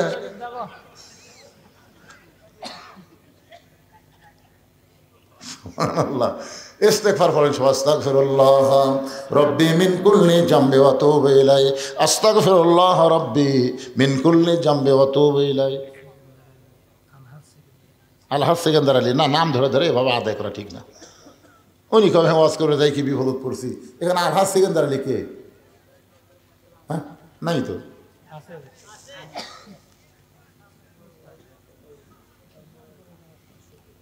সহসভাপতি আপনার নামটা হচ্ছে তরিকুল ইসলাম, সহসভাপতির স্ত্রী। উনি 500 টাকা দান করছে। আল্লাহ যে নিয়তে দান করছে আল্লাহ কবুল করুক। জোরে কোন আমিন। না আপনাদের মধ্যে কেউ যদি দানকারী থাকে, ওদের দেরি করতেছেন কেন? হতে পারে আজকের দান আপনার জীবনের শেষ দান। বিশ্বাস করতেছেন না?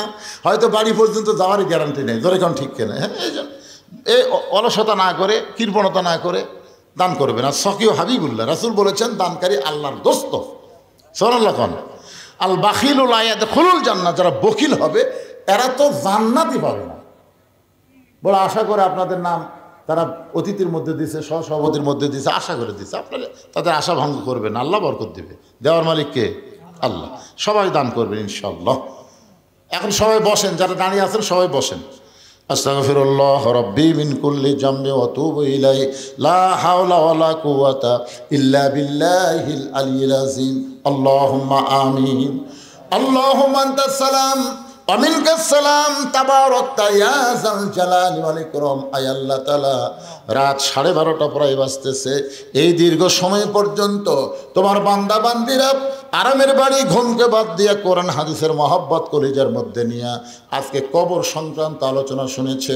মেহেরবানি করে আজকের মাহফিল আমাদের সকলের হেদায়েতের জন্য, নাজাতের জন্য, জান্নাতের জন্য কবুল করো। এই মাহফিলের শুরু থেকে শেষ পর্যন্ত যত আলোচনা হয়েছে আল্লাহ, এর মধ্যে যদি ত্রুটি হয়, ভুল হয়, মাফ করে দিও।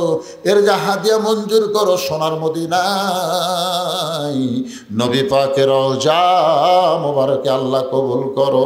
তামাম আম্বিয়ায়ে কেরাম, আসহাবে কেরাম, তাবিনী কেরাম, তাবা তাবিনী কেরাম, আউলিয়ায়ে কেরাম, পীর মাশায়েখ, বুজুর্গানে কেরাম, তামাম পৃথিবীর মাটির নিচে যত মুমিন মুমিনা শুয়ে আছে আল্লাহ, সকলের আরওয়াহ পরে হাদিয়া কবুল করো। আল্লাহ, আমরা যারা হাত তুলেছি, আমাদের জনম দুঃখনী মা যাদের কবরে চলে গেছে, ছোট্ট একটা শব্দ হলো মা, এই নামের যে কি মধু, যাদের মা নাই তারাই বুঝতেছে। এই দরদের মা যাদের কবরে গেছে আল্লাহ, মেহেরবানি করে মায়ের কবরকে জান্নাতের টুকরা বানিয়ে দাও। বাবার বাড়ি ঘর সবই আছে, আমরা যারা বাবা হারিয়েছি আল্লাহ মেহেরবানি করে বাবার কবরকে জান্নাতের টুকরা বানিয়ে দাও। আমাদের দাদা দাদি, নানা নানি, আত্মীয় স্বজন, শ্বশুর শাশুড়ি যাদের কবরে গেছে আল্লাহ, কবরবাসীদের মাফ করে দাও। আল্লাহ, তোমার ভাদার পশ্চিম পাড়ার বাবাজিরা কষ্ট করে মেহনত করে এত সুন্দর আয়োজন করেছে আল্লাহ, গোরস্থানকে লক্ষ্য করে এই কবরে যারা শায়িত আছে তাদের সকলের কবরকে জান্নাতের টুকরা বানায় দাও। যারা মাহফিল করেছে তাদের সকলকে 5 ওয়াক্ত নামাজি কবুল করো। তাদের সকলকে কবরের পাথেও জোগাড় করে দুনিয়া থেকে বিদায় নেওয়ার তৌফিক দিও। আজকের মাহফিলের সম্মানিত সভাপতিকে আল্লাহ তুমি কবুল করো, 3 জন সহসভাপতি আল্লাহ তুমি কবুল করো।